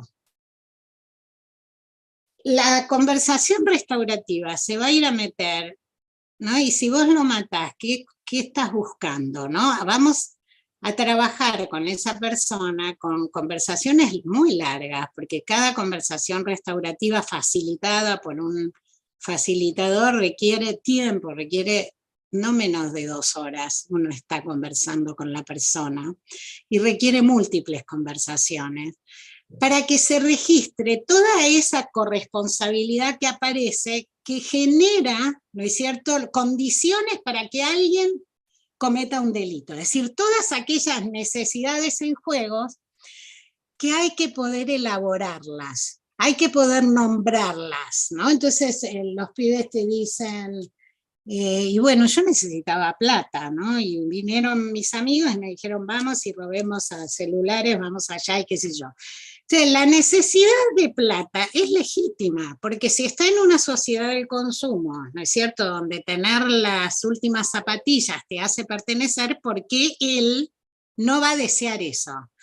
La necesidad de contar con dinero es legítima. Lo que es de alto costo para él es la manera en que resuelve cómo acceder a eso. Es de alto costo para él, primero, que es alguien que se daña con esa elección de acción y además invade la zona de privacidad del otro, es decir, del semejante, porque va y le roba el celular que es del otro. Entonces, primero se daña así, daña a su entorno afectivo con esa elección, y después además daña al otro. Y daña la necesidad de seguridad, aumentando la inseguridad en la comunidad, ¿no? Todo un temón, porque eso requiere abordar las cuestiones estructurales de la cultura capitalista liberal actual. Entonces, la clave de lo restaurativo está en las condiciones de un proceso participativo para que las personas se movilicen a hacer un trabajo colectivo, no que se quede solo ese y ahora repare, ¿no? Esa familia, esa madre que al chico lo maltrata y está furiosa con lo que hizo, que nunca había intentado robar, que ahora lo repele, lo manda fuera de la casa con esa manera de tramitar su enojo, para que el chico vaya finalmente a lo que ella no quiere, que es que se vaya y se junte con esos que son las famosas juntas, ¿no?, que a él lo llevan por el mal camino. Entonces, el trabajo es hablar con esa mamá para ver cómo ella está, cómo se siente, qué piensa, cómo vino su historia en relación a su maternidad, cómo es su relación con su hijo, qué le pasa ahora con ese enojo y ¿cómo le va con esa manera de hacer con el hijo? Y entonces lo que trabaja lo restaurativo es de construir esa manera de pensar y sentir, ¿no?, que es una manera cultural, ¿no? Porque es el enojo y el castigo, ¿no? Ahora yo estoy enojada con vos, y entonces te voy a castigar, pero no trato de entender como mamá qué fue lo que buscaba este chico cuando hizo lo que hizo, de qué hablaba, qué necesidades. Y entonces cuando uno se mete ahí, las personas empiezan a hablar de la violencia que sufre ella, con el padre y con el marido, y entonces ¿qué te metes? ¿Qué hace con eso? ¿Y cómo pensar eso? Entonces, construir dinámicas sociocomunitarias y familiares para que la comunidad, cuando se dice lo restaurativo, requiere a una persona que comete un daño e infringe la ley. Al que es dañado y a sus referentes, estamos hablando de sus referentes que son aquellos que ayer, que en el encuentro anterior decía de quienes dependemos, aquellos que nos miran, porque no somos solos, ¿no? Decíamos, hay una dependencia del otro para satisfacer necesidades, con todos aquellos, porque lo que hay que movilizar es ese trabajo colectivo. Entonces, que alguien retome los estudios puede estar en el marco de una medida socioeducativa, y entonces en el marco de una imposición, o puede estar resignificado en una conversación donde esa persona vuelve a significar sus ganas de estudiar, y vuelve a pensar que eso puede hacer algo que él quiere hacer. Entonces se activa en esa conversación una disposición subjetiva de esa persona que viene a resignificar que quiere hacer eso. Entonces, ¿qué otra cosa hay que activar en la conversación restaurativa? Los recursos materiales comunitarios. Bueno, está esa posibilidad. Ayer decía, bueno, a mi hijo lo rechazan, le dieron el pase a una escuela, y resulta que en esa escuela no lo quieren. Entonces vos le haces la medida educativa y le pones que tiene que retomar los estudios, pero después el que incumple es el pibe. O sea, tiene que trabajarse para que aparezcan en este trabajo restaurativo los recursos materiales comunitarios para favorecer que se sostenga esa decisión. Cuando se termina la escuela, se establece, o un curso, se establece como una medida socioeducativa, se trata de imponer una acción de acuerdo a un ideal preestablecido, ¿no? De alguien. A veces tiene relación con el hecho dañoso, y a veces no. Ayer decían, bueno, alguien decía, mandan a bailar el cha-cha-cha, ¿no? De una manera un poco despectiva, pero... ¿no? Entonces le mandan a Cáritas a limpiar vidrios, como si eso, si ese chico, esa persona no trabaja para pensarse a sí mismo, pensar qué buscaba cuando hizo lo que hizo, de dónde viene, cómo es su biografía, dónde están sus necesidades históricas que se actualizan con las acciones, no hay posibilidad de aprendizaje. Entonces, lo restaurativo tiene que ir, hay un juego que tiene alguien que trabaja aquí en este programa, que se llama Dar de Nuevo. Lo restaurativo tiene que crear condiciones para dar de nuevo. ¿Dar de nuevo qué? Condiciones para esa persona y para esa damnificada, primero para que se repiensen, piensen la afectación que han tenido, piénsense antes de eso, todas, digamos, las cuestiones que traigan cuando el facilitador se dispone a escuchar, sin censurar ni predefinir de acuerdo a algún discurso religioso, moral o jurídico de ideales previos.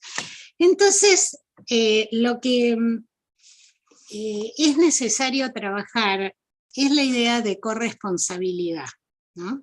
Corresponsabilidad para producir condiciones para hacer relacionamientos más colaborativos que competitivos o controversiales, ¿no? De ganar-perder.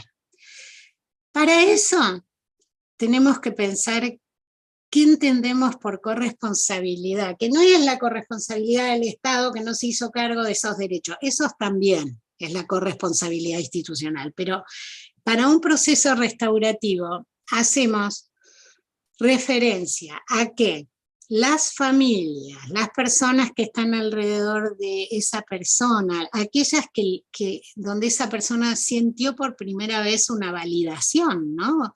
Aparecía la vez pasada, ¿no? Esa madre que a la chica del incendio le dijo, vos tenés que hacer algo. La mirada de ese otro del cuidado, lo trae la persona a las conversaciones de abordaje restaurativo. ¿Para qué? Para que se pueda atender a la multiplicidad de factores que se han conjugado para que se emerja ese delito. El delito y esa acción es un emergente, habla de eso otro de lo que hay que hablar. De lo que menos hay que hablar es del hecho en sí.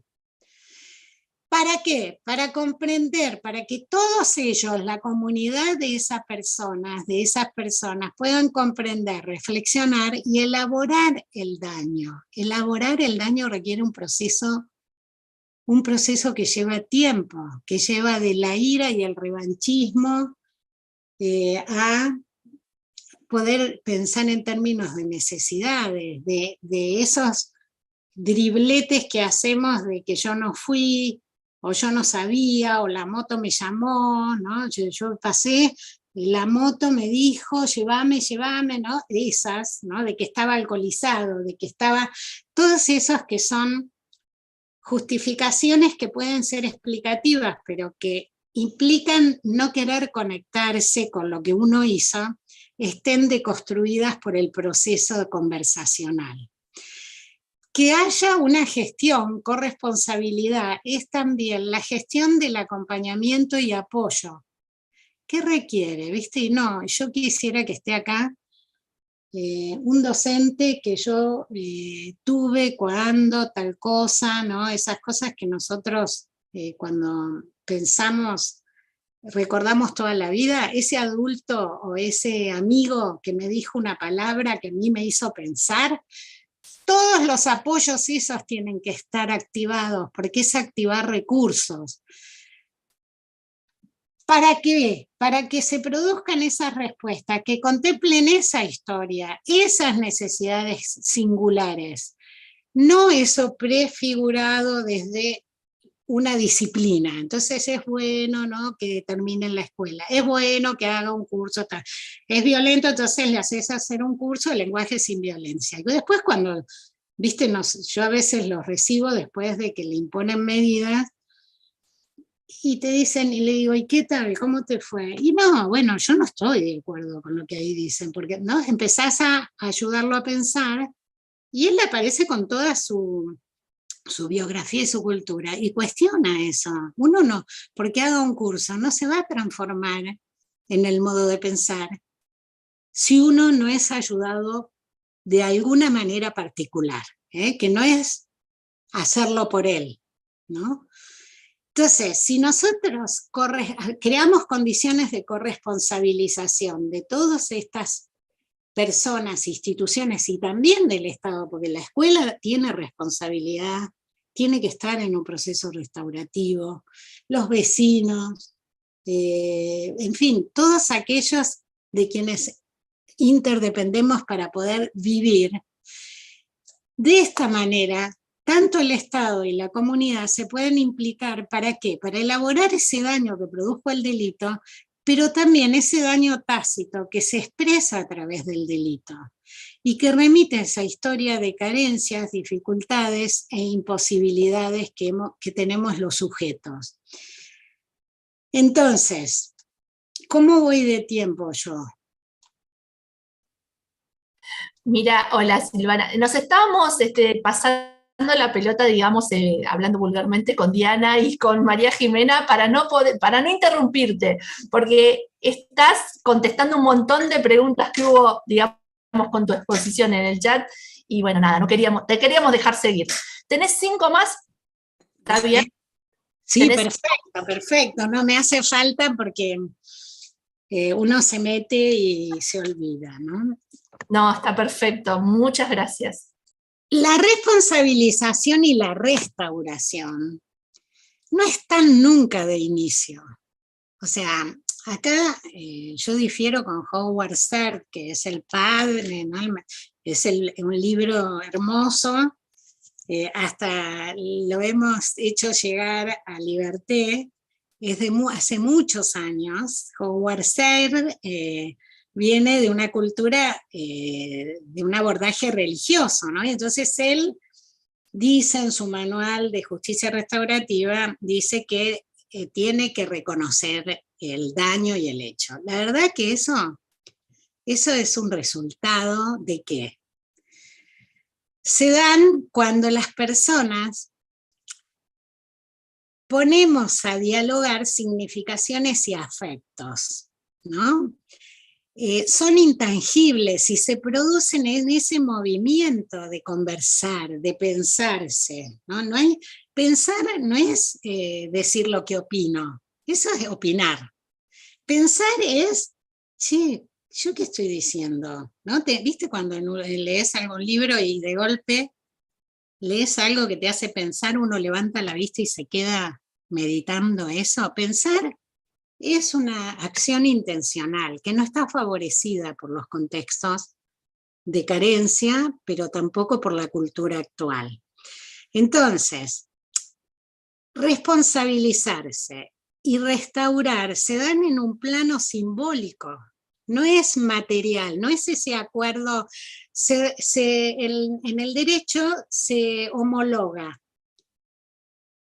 esa prestación material, y entonces eso le pidió perdón, y entonces el perdón como si fuera algo, viste, como comprar un objeto, ¿no? Entonces le dice, o pide perdón, yo he estado en programas de mediación, dice, no, lo que se le pregunta es si va a querer un perdón, una regla de conducta a la víctima, ¿no? O una indemnización. Y ahí no hay proceso subjetivo. Entonces, eso está en el marco que son las prácticas transaccionales reparatorias, son válidas, no digo que no. Pero restaurativo nos pide más. Y además porque los sujetos somos los sujetos. Lo restaurativo piensa que el sujeto no es el sujeto de la falta, es el sujeto que tiene potencial para el amor y para el odio. Depende de las condiciones que se le creen y el contexto en el que se crió. O sea que esa discusión bipolar, si somos buenos o malos, Hobbes o Rousseau, esas discusiones creo que son dogmáticas. La realidad es que todos todo ser humano tiene potencial para el amor, para la cooperación, para la empatía y para el odio, la violencia, la inseguridad y la vulnerabilidad que requiere imponerse y someter a otro. Tenemos ese potencial. El tema es cuáles son las circunstancias que nos ofrece la vida comunitaria para desarrollar uno u otro. Entonces, en lo restaurativo no hay limitaciones, salvo la voluntariedad. No hay limitaciones porque es violencia de género. Justamente lo restaurativo es para que las personas podamos reconocer nuestra propia violencia y desarmar los pensamientos de retaliación y de ese circuito que se basa en la cultura de la enemistad, ¿no? De que el otro es un enemigo, este éxito que ha tenido Hobbes de convencer en los relatos y en las narrativas institucionales de que el hombre es el lobo del hombre. Hay que deconstruir eso en esa mamá que yo decía, ¿no? ¿Qué trabajás? Para que ella se dé cuenta. ¿Y eso que vos haces, te da resultado? ¿Vos qué necesitas? ¿Qué querés?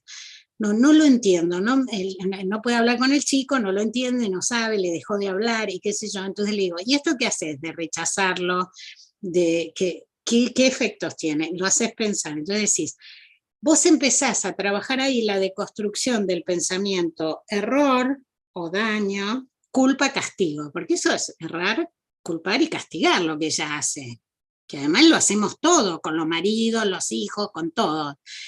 y ayudarla a pensar, ¿eso qué efectos tiene? No tiene buenos efectos. Entonces, ¿qué otra manera hay de entender el error o el daño o la equivocación de alguien? O la manera mal de satisfacer esas necesidades. Y bueno, habría que hablarle y explicarle. ¿Y qué le hablaría? Le ayudas a deconstruir su pensamiento punitivista. Este es el trabajo del facilitador restaurativo. Esto no lo podemos hacer solos. En general, sí, pero es una función comunitaria, la puede hacer cualquiera que pueda formarse para entender a dónde va la cosa, ¿no? Y cuál es el sentido de las conversaciones. Entonces, hay una función facilitadora o mediadora, como la quieran llamar, restaurativa, que de lo que se ocupa no es de decirle y ponerle una medida, bueno, ¿qué tal? Ofrecele esto. Ese es un saber técnico jurídico muy importante, donde se hacen muchos acuerdos reparatorios, tienen efectos en las causas, pero no transforman las relaciones ni las ideas de las personas. Entonces, el facilitador es aquel que es especialista, o el mediador, pero el mediador no entendía la mediación como procedimiento, sino como función. Esa función de la terceridad, de no aliarse a ninguna de las partes, porque el conflicto tiene, la confrontación tiene la fuerza poderosa de que te atrae a un polo o al otro. Entonces vos terminás o aliado a este, y entonces haces una conversación del tener razón, a ver quién tiene razón. La facilitación restaurativa es crear condiciones para que ninguno tenga razón y todos puedan desarrollar su punto de vista, porque no hay verdad, y sí hay sujetos semejantes con necesidades diferentes y puntos de vista diferentes. Bueno, aquí me quedo. Muchas gracias, Silvana. Buenísimo, buenísimo lo que cómo esto de repensar, hacer repensar al otro, ¿no? Porque es eso de desestructurar que decís vos, desaprender y ver que no le da resultado, cómo llevarlo y que encuentre esa misma persona cómo poder acceder al hijo o a esa persona con la que tiene el conflicto. Ahí solo te acompaño con esto. Las personas tenemos experiencias, tenemos saberes, y esa persona, si uno le dice, si vas para atrás y pensás cuándo a vos que te equivocaste, no te castigaron, y podés recuperar otra manera de hacer con eso. La persona recupera escenas y se recupera a sí misma en su posibilidad. No hace falta decirle lo que tiene que hacer. Totalmente. No, totalmente, porque por supuesto lo que hace lo hace porque lo aprendió de verlo en su propia historia. Es buenísimo, es buenísimo. No sé, Diana, si chicas quieren decir algo, y la verdad es que está buenísimo. Nos hiciste repensar. Súper. Yo mi admiración eterna, ya lo sabe, así que bueno, nada. Eso. Yo, si les parece, le daríamos la palabra a Sergio, y así abrimos al final, me estoy salteando algo. No, está bien. No, está bien, ¿no? Está bien, está perfecto. Así después, los últimos minutos cerramos con preguntas o adicionales, ¿les parece? Sí. Sergio, ¿andas por ahí? Sí. Sí, acá andamos. ¿Se escucha bien? Sí. Escucha perfecto, Sergio. Ahí te presenta Miguel ahora. Ok. Miguel, por favor. Muy bien. Vamos a dar continuidad, ya entrando en la parte casi final, de quienes nos están acompañando en esta jornada como expositores. Y vamos a dar paso a Sergio Núñez. Es integrante de Víctimas por la Paz y fundador de La Bicicletería de Tandil. Así que lo estamos saludando a Sergio. La bienvenida y adelante entonces con esta exposición. Bueno, muchas gracias primeramente por esta invitación. Y quisiera comenzar contando una pequeña anécdota que me sucedió hace unos años atrás con aquel que fue para muchos un mentor, que hoy ya nos ha dejado físicamente, pero nos ha dejado un legado increíble para seguir trabajando, que es el juez Mario Alberto Juliano. Me llama por teléfono Mario y me dice, Sergio, te cuento que pasé tu teléfono a 3 periodistas de acá de la ciudad de Necochea, 2 muy amigos míos, con un pensamiento muy parecido al que tenemos, de Víctimas por la Paz y demás. Y uno en particular no es tan amigo mío, es muy crítico de hecho de mí, y bueno, suele cuestionarme mucho y cuestionar esto sobre Víctimas por la Paz, tiene un pensamiento más duro, penas más fuertes y demás. Y te van a hacer una entrevista, yo lo que te pido es simplemente que cuando ellos te pregunten, que tengas cuidado porque el que no es muy amigo mío, él siempre busca, como quien dice, la quinta pata del gato y te va a querer envolver y decir cosas que por ahí uno no quiere decir. Bueno, Mario, mirá, yo no hay problema, dice, pensá bien antes de contestarle y demás. Bueno, listo. Me llaman los periodistas, acordamos la entrevista, comienza la entrevista y empiezo a contar un poco, y de esta manera voy introduciéndome, para aquellos que no saben qué es la bicicletería comunitaria Tandil. Le empiezo a contar a ellos, empieza la entrevista muy cordial, y me dicen, contanos un poco lo que es la bicicletería. Yo se las voy a contar ahora a aquellos que no saben, y la voy a hacer muy breve, y si quieren saber más, nos pueden buscar por internet, y una charla TED y demás en Rosario, en el cual pueden informarse bien de qué se trata esto. Entonces le empiezo a contar que, bueno, que yo tenía un hijo de 16 años, tengo de hecho un hijo, en ese momento tenía 16 años, un grupo de adolescentes lo intercepta a la vuelta de mi domicilio, le pega muy mal, lo deja de hecho internado durante un tiempo en el hospital, le curan el rostro, bueno, le hacen realmente una paliza importante, le dan. A mí me vienen a buscar a mi casa, eran las 9 de la noche, un día sábado, golpean la puerta, me dicen, mirá, apurate, está Paco acá a la vuelta, está tirado, lo dejé con 2 policías, qué sé yo. Entonces salgo corriendo, llego a la esquina, miro, veo un bulto tirado en el suelo, me acerco a él, los 2 policías me decían, no lo toques, vamos a esperar que venga la ambulancia. Él estaba todo lleno de sangre, yo en ese momento no sabía qué es lo que estaba pasando, pensé que, no sé, había chupado un auto, no sé, cualquier cosa menos que un grupo del barrio, de chicos del barrio, que ya venían como invitándolo a sumarse a su bandita, a su grupo, y él decía que no le interesaba y demás. Lo había interceptado por tantas negativas y le habían empezado a pegar. Mi hijo es un chico, a 6 años era más grande del porte de cualquier chico de 6 años, entonces empezaron le pegaron primero con un ladrillo en la cabeza, él cae y ahí le entraron a pegar. Cuando uno se entera de todo esto y se da cuenta que son menores los que pasa esto, yo voy a hablar a la fiscalía me dice, la doctora Marsilio me dice, mirá, son menores de 16 años, no son punibles, me explica el tema esto de ser punible, ¿no? Yo, para el que no saben, yo soy una persona que trabajo en el área de la construcción, nada que ver con esto de juzgado, ni policía, nunca nada, siempre una persona tranquila, y me encuentro con un mundo que no me daba respuesta, que no me daba absolutamente nada, y una cosa importante que hizo la fiscal fue explicarme que si pues yo lo que quería era que vayan presos.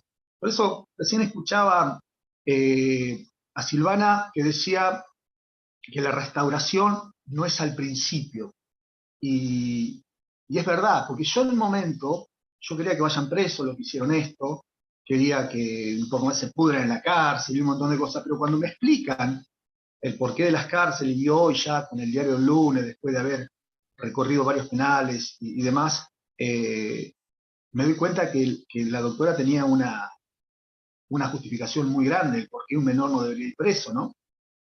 Y un poco por una cuestión mía, de mi composición religiosa, mis creencias, un montón de cuestiones, decidí hacer algo distinto, porque lo que yo entendía era que las cosas, si yo lograba vieron que todos los años sale la discusión, o cada vez que vienen elecciones sale a la discusión el tema de la baja de edad de punibilidad, bajarla a 14 años, bajarla a 12 y demás.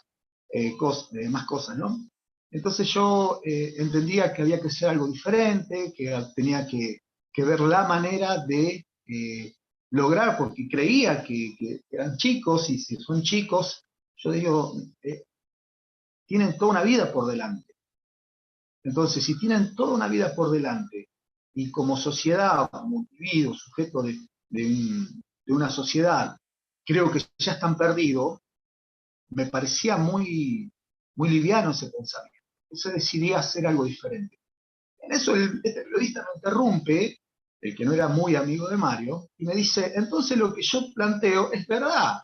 Es decir, vos sos una persona en la cual es un delito por menores.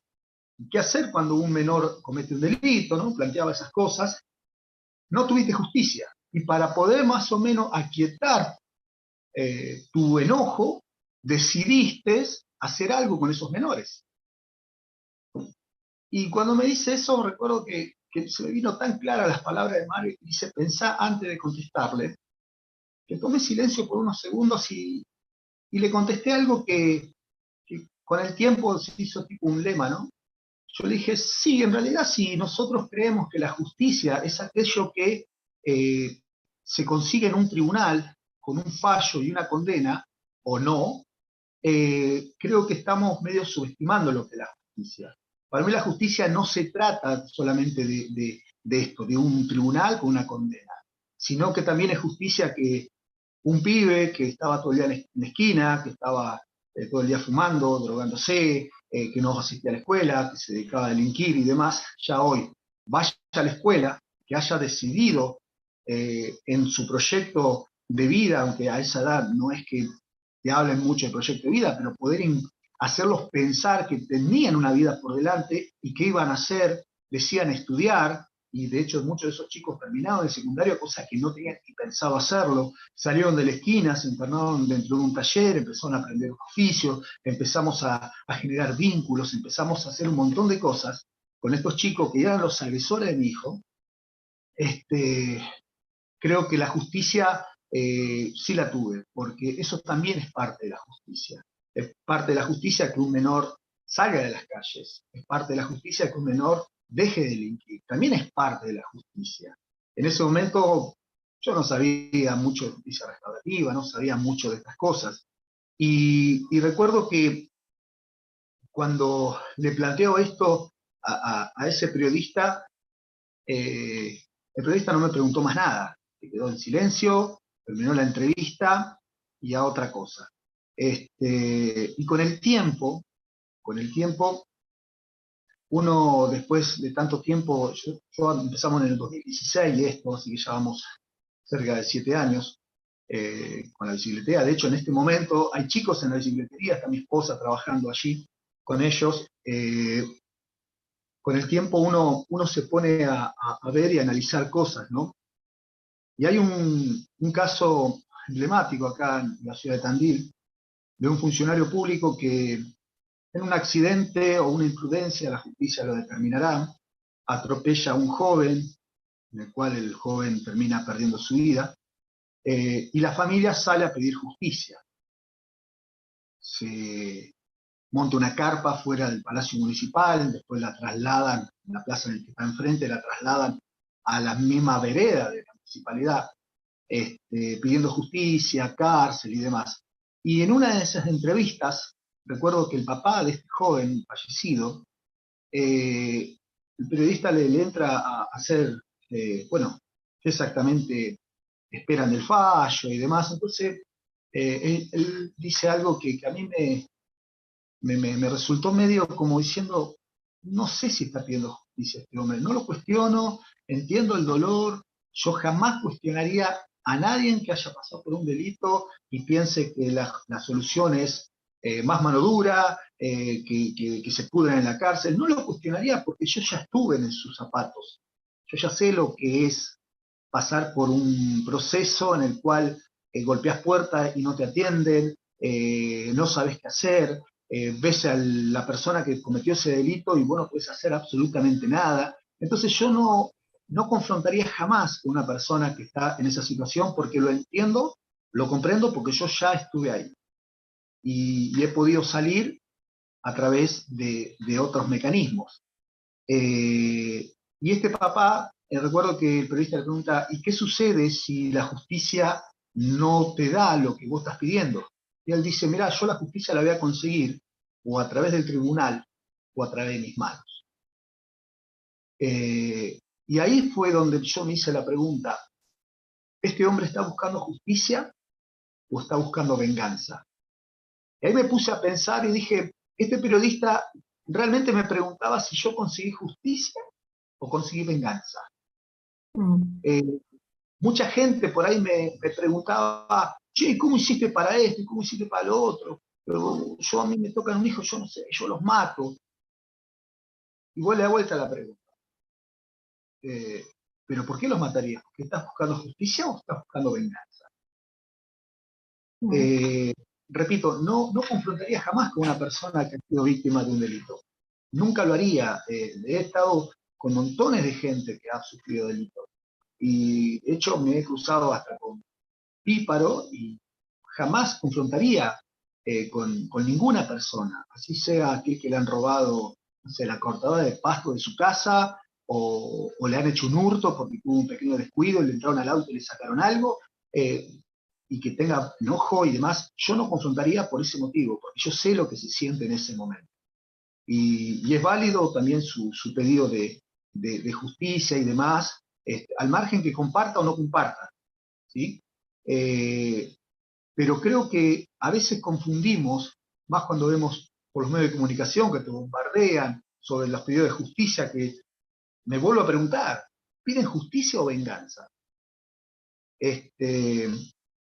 Y una vez me preguntan, ¿y cómo hiciste para poder perdonarlo, para poder abrir la bicicleta? Yo le dije, lo primero que hice fue perdonarlo.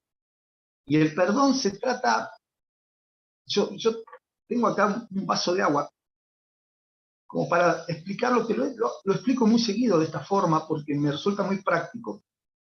El perdón lo que hace es esto.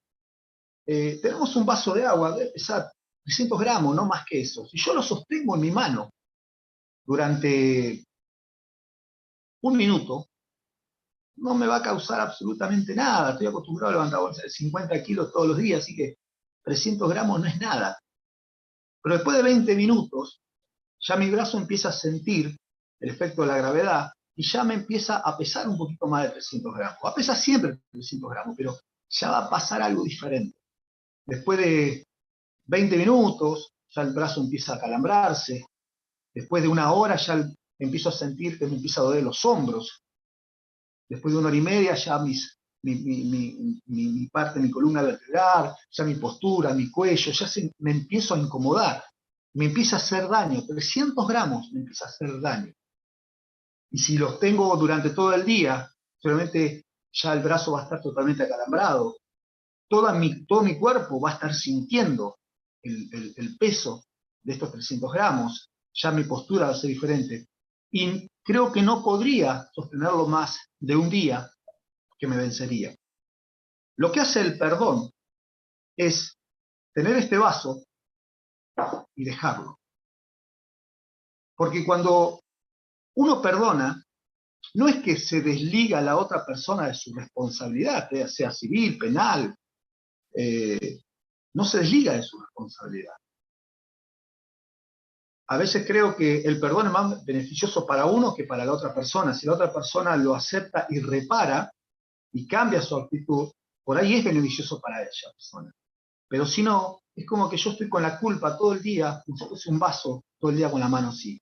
Y me empiezo a enfermar, y me empieza a hacer daño y demás. Entonces yo lo que hice fue en realidad dejar el vaso, acercarme a los chicos, que no fue fácil al principio. Me acuerdo que al primero que me le acerqué, lo primero que dije fue eso, te perdono.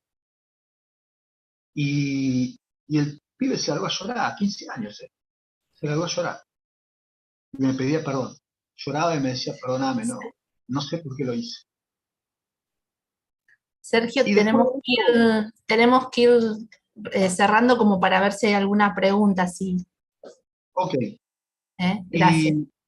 Bien. Y después que veo el efecto que le causó a él que yo lo perdone, lo seguís repitiendo a los demás chicos. Y entendí que perdonar es sanar para poder ser libre. Y yo hoy, ya pasaron muchos chicos, cerca de 80 por el taller, yo hoy no veo los pibes agresores de mi hijo. Veo chicos en formación de ser hombres, que han terminado su escuela, que están trabajando, que están haciendo un montón de cosas y lo fundamental, se apartaron del delito. Tan solo porque yo agarré el vaso que me estaba pesando, lo largué. Así que bueno, un poco era esto lo que le quería compartir. Y bueno, gracias por esta invitación. Gracias, Sergio. No solo decir que Gracias. Sergio Núñez, compañero de Víctimas por la Paz. No me queda mucho más. Genio. Total. Gracias, Sergio.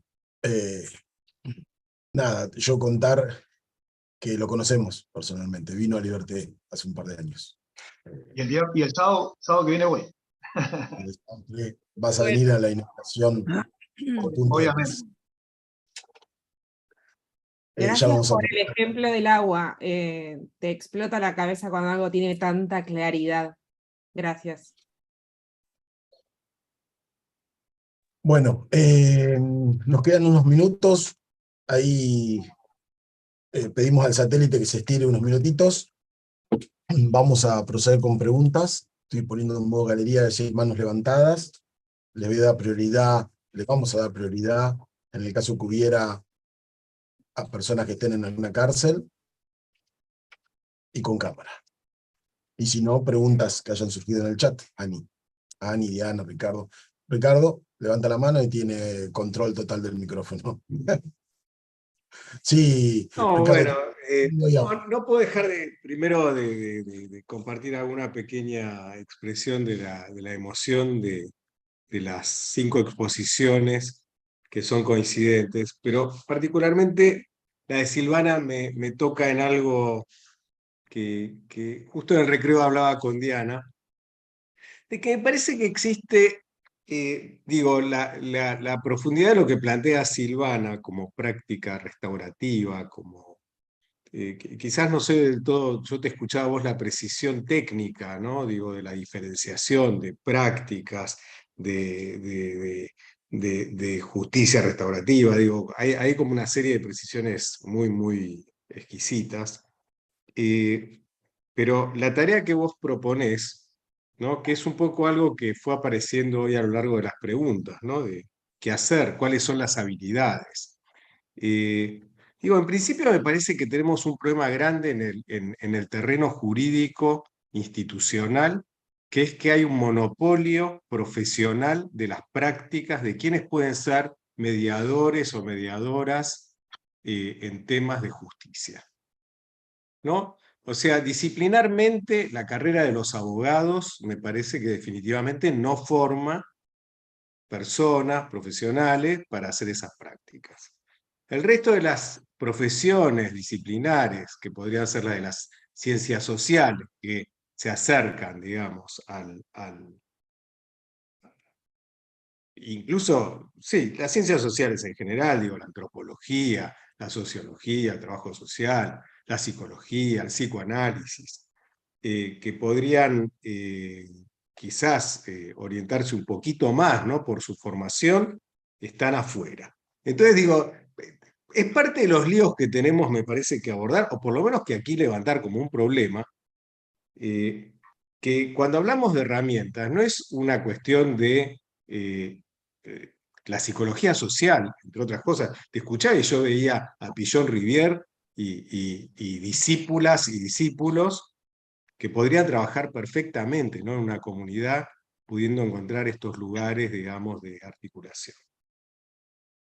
Entonces, digo, me parece que estamos hablando de un terreno de muchísima complejidad, de verdad, de lo que se llama el pensamiento complejo, que Claudia alguna vez también nos ha introducido, y que no es una cuestión simple, ligera, digo, y es muy interesante la experiencia de Sergio, que me encantó escucharte, porque digo, pues, por otro lado, digo, por un lado tenemos ese nivel de complejidad conceptual, teórica, formativa, ¿no? Porque tampoco es que uno se puede formar en un curso de un año, ¿no? Y decir, bueno, después de un año que aprendes una serie de herramientas, entonces sos un facilitador restaurativo y sabes cómo trabajar con personas, ¿no? En una comunidad, en una situación donde hubo un daño de distinto orden. La escena que cuenta Sergio es brutal, ¿no? Digo, y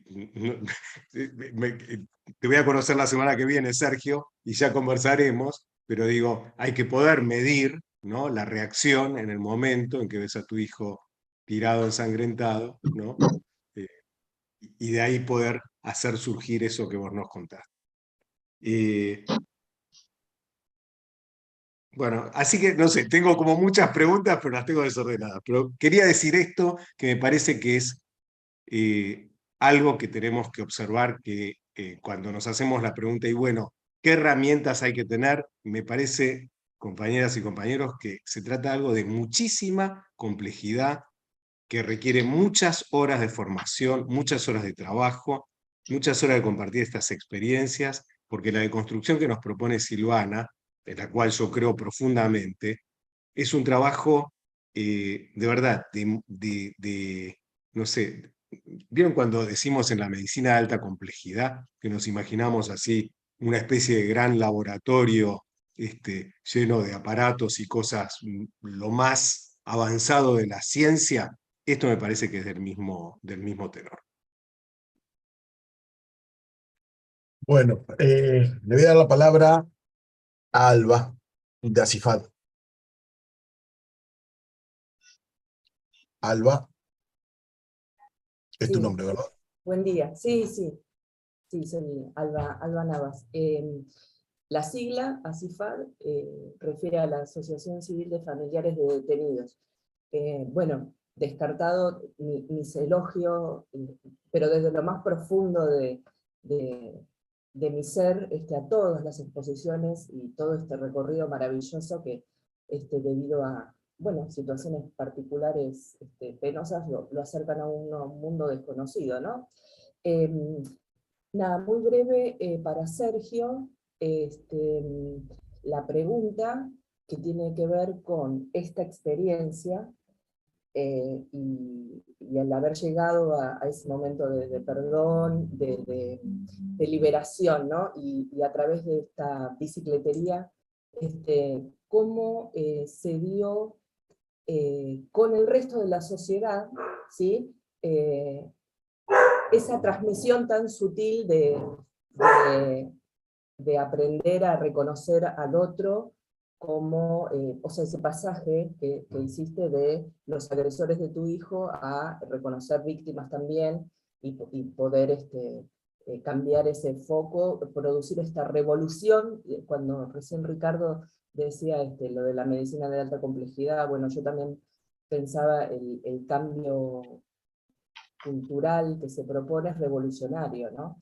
El pasar de la matriz de odio que nos mandan por todos los medios, sobre todo los medios de comunicación, ¿no? Que nosotros sabemos reconocer este periodista que cerró la boca cuando le transmitiste que si era justicia o si era venganza lo que estabas buscando, que claramente excede un tribunal, ¿no? Es mucho más amplio conjunto.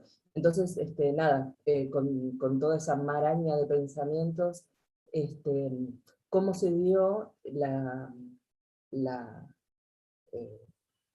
relación de esta bicicletería y todo lo que involucra en la comunidad de Tandil, si lograste transmitir todo este lado de pensamientos ahí, ¿cómo impactó eso? Gracias. Bien. Hay un pasaje de la Biblia que dice, sin amor nada soy. Yo creo que lo que se empezó a dar fue un poquito de amor. Al principio costó, no es fácil. Así como hay medios que te bombardean con todo lo negativo de una sociedad, también hay medios o periodistas que facilitan espacios para personas que quieren hacer un cambio. Yo me acuerdo que acá, bueno, en Tandil tenemos un medio de comunicación, hay un periodista específicamente que yo cuando fui a hablar con él y quería que me haga una nota, él me la hace, que se llama Claudio Andiarena. Claudio me dice, sí, venite, te voy a hacer una nota en vivo en el programa de la tele que se emite todas las mañanas, acá en la ciudad. Y yo fui. La sociedad, yo creo que a veces hay que saber comunicarlo, o tuve la posibilidad de comunicarlo de una manera que la sociedad reaccionó bien, porque ¿cómo funciona la bicicletería? La bicicletería funciona gracias a la donación de la gente. Y vos ponete a pensar que hay personas que han sido víctimas de algún delito, y sin embargo nos llevan bicicletas a nosotros, bicicletas que están en desuso, que ya no la usan más, las donan a la bicicletería, y nosotros trabajamos con esas clases de bicicletas. Y recuerdo que en ese momento yo planteé, y dije que la sociedad tiene 3 pilares, que los pilares son fundamentales. Primero es el Estado, segundo es la familia, y tercero es la sociedad en sí. Entonces, sobre esos 3 pilares es donde se asienta una sociedad, donde tenés diversidad de pensamiento, diversidad de ideas y demás. Pero si no trabajamos los 3 en conjunto, es imposible. Entonces, no solamente le pedí ayuda a la comunidad, sino que del área de protección ciudadana, que hasta el día de hoy seguimos trabajando con ellos, y articulamos con ellos, y también con la Fiscalía de acá de Menores y demás, logramos hacer esa articulación en conjunto, también con las escuelas, con la familia. Por ejemplo, mirá, los chicos que las familias no se comprometen en el taller, nosotros lo que le pedimos es, los citamos, por ejemplo, los que no vienen, ese chico lamentablemente dura poco en el taller. Es como que le falta ese apoyo de la familia, porque nosotros están 2, 3 horas, 4 horas, y después vuelven a su casa. Y cuando la familia está presente, el chico perdura y vemos los cambios. Y la sociedad, a través de esto, de donar bicicletas y demás, se sintió parte de la bicicletería en sí. Entonces siempre empezamos a trabajar con ellos. Entonces cada vez que necesitamos algo, publicamos nuestra página y la misma sociedad nos entrega. Y por eso que te dije de por ahí poder comunicar bien las cosas, te cuento una pequeña anécdota. Un día fuimos a cenar con mi esposa al centro, y nos volvíamos en un remis, y cuando veníamos por el remis para el Día del Amigo, me acuerdo, había un montón de chiquitos dando vueltas por el centro, estoy hablando 12 de la noche, y la taxista, era una señora, dice, estos mocosos, y empezó la mujer a hablar peste de los pibes, que pelean, que roban, que esto, que aquello. Yo tenía 5 minutos del centro, en auto, y en esos 5 minutos que esta mujer me empieza a contar toda la peripecia que a veces le pasan los remises, que se le suben, no hacen ir hasta un lugar, dicen, bajo y le pido el plato a mi papá, y salen corriendo, no les paga, bueno, todas esas cosas que por ahí hacen los chicos. En ese trayecto que ella me contó eso, y desde que ella terminó de contar hasta que llegamos a mi casa, la mujer al otro día fue al taller y nos llevó una bicicleta. Ya su cabeza cambió. Yo le empecé a hablar de las segundas oportunidades, le empecé a hablar de lo que nosotros estábamos haciendo, y yo le decía, si a mí que me hicieron tanto daño pude perdonar, ¿cuánto más vos? Pero eso es muy personal. Pero lo que voy es, a veces poder comunicarlo de la mejor manera o de la manera correcta hace que las personas cambien su pensamiento. Y me he encontrado muchísima gente que decía, yo antes pensaba diferente y ahora pienso más de decir, che, si lo ayudamos a los chicos, che, si la juventud no está tan perdida. Yo creo que no es que pensaban antes diferente, era un único pensamiento colectivo que hacía que todos repitamos el mensaje de que bajemos la edad de punibilidad, condenas más firmes, pero cuando se encuentra con otra realidad, ya cambia su pensamiento, o vuelve a su pensamiento original. Yo siempre digo que para poder elegir, tenés que tener más de una opción. Con una sola opción, no podés elegir mucho. Entonces, creo que por ahí hay que darle una segunda opción a la gente para decir, che, también está este camino. Entonces, creo que por ahí es el camino en el cual nosotros, como constructores de paz social, tenemos que enfocarnos.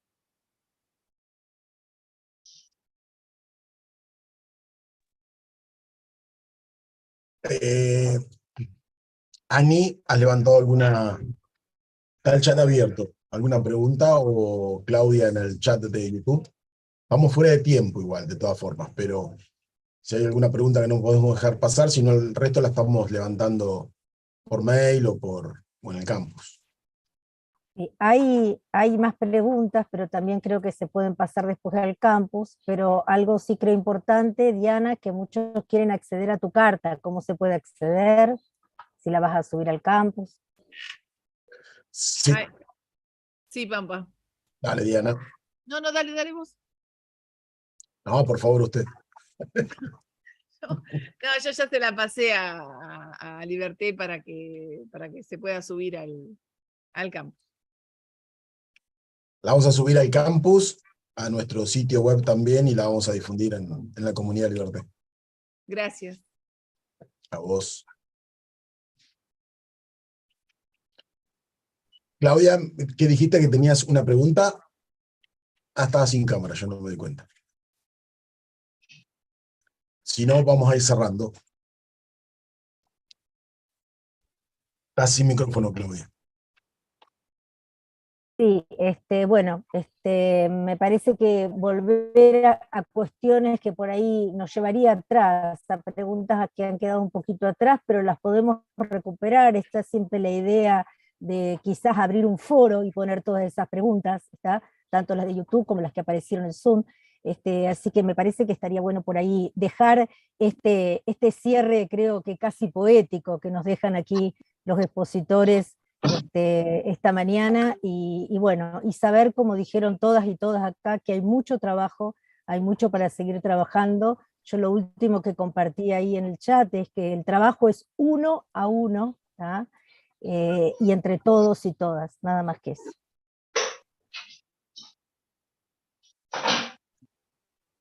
Bueno, nuevamente gracias. Gracias Constanza, Victoria, Silvana, Ana y Sergio. Gracias a todos los alumnos y las alumnas, todos los que se conectaron, todos los que empezaron hoy, los que nos siguen, los que lo van a poder hacer en forma sincrónica, a todos los que nos permiten, ayudan y colaboran para que esta diplomatura se pueda llegar adelante. Gracias. Le voy a pasar la palabra a Miguel, que va a ser el cierre oficial. Muy bien. Vamos concluyendo entonces con esta diplomatura Sistema Penal y Comunidad, esta jornada. Autogestión y ética del cuidado para la integración humana y la convivencia social. Hoy tuvimos con el módulo Justicia Restaurativa, así que agradecemos a los expositores su buena predisposición para integrarse y participar como lo hicieran en esta jornada. Y a todos los que participaron, que estuvieron como alumnos, muchísimas gracias también por esta situación que nos está de alguna manera a través de esto uniendo, y los esperamos dentro de 14 días. Que tengan todas las personas entonces muy buen fin de semana. Gracias. Les agrego un dato que ahí dejamos en el chat. Ahí dejamos en el chat las actividades sincrónicas del 3 para quienes no puedan entrar al campus, y las vemos el día 10. Adiós. Sí, Jimena, se me ha escapado eso. Bueno, abro micrófonos. Muchas gracias. Muchísimas gracias, felicitaciones y nos apoyamos ahí. Gracias. Chao, gracias. Solo desde Colombia y un excelente día. Nos vemos la próxima. Fuerza para todos. Saludos, hasta la próxima. Bye. Perú.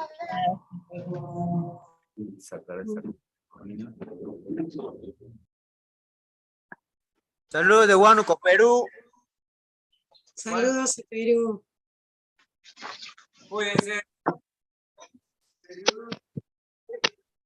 Saludos, feliz fin de semana a todos. Igualmente.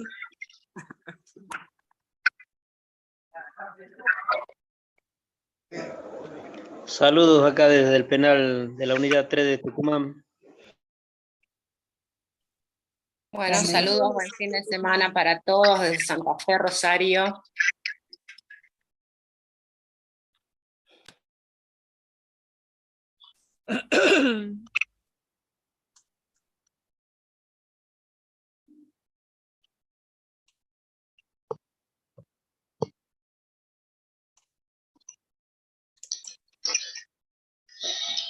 Bueno, vámonos a comer.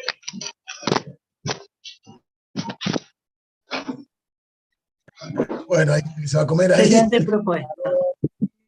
La de Sergio. Saludos a todos. El más atinado de todos. Sergio somos todos. Bueno, ahí cierro el Zoom. Chao. Nunca un mejor cierre. Chao, los quiero. A comer. Buen provecho.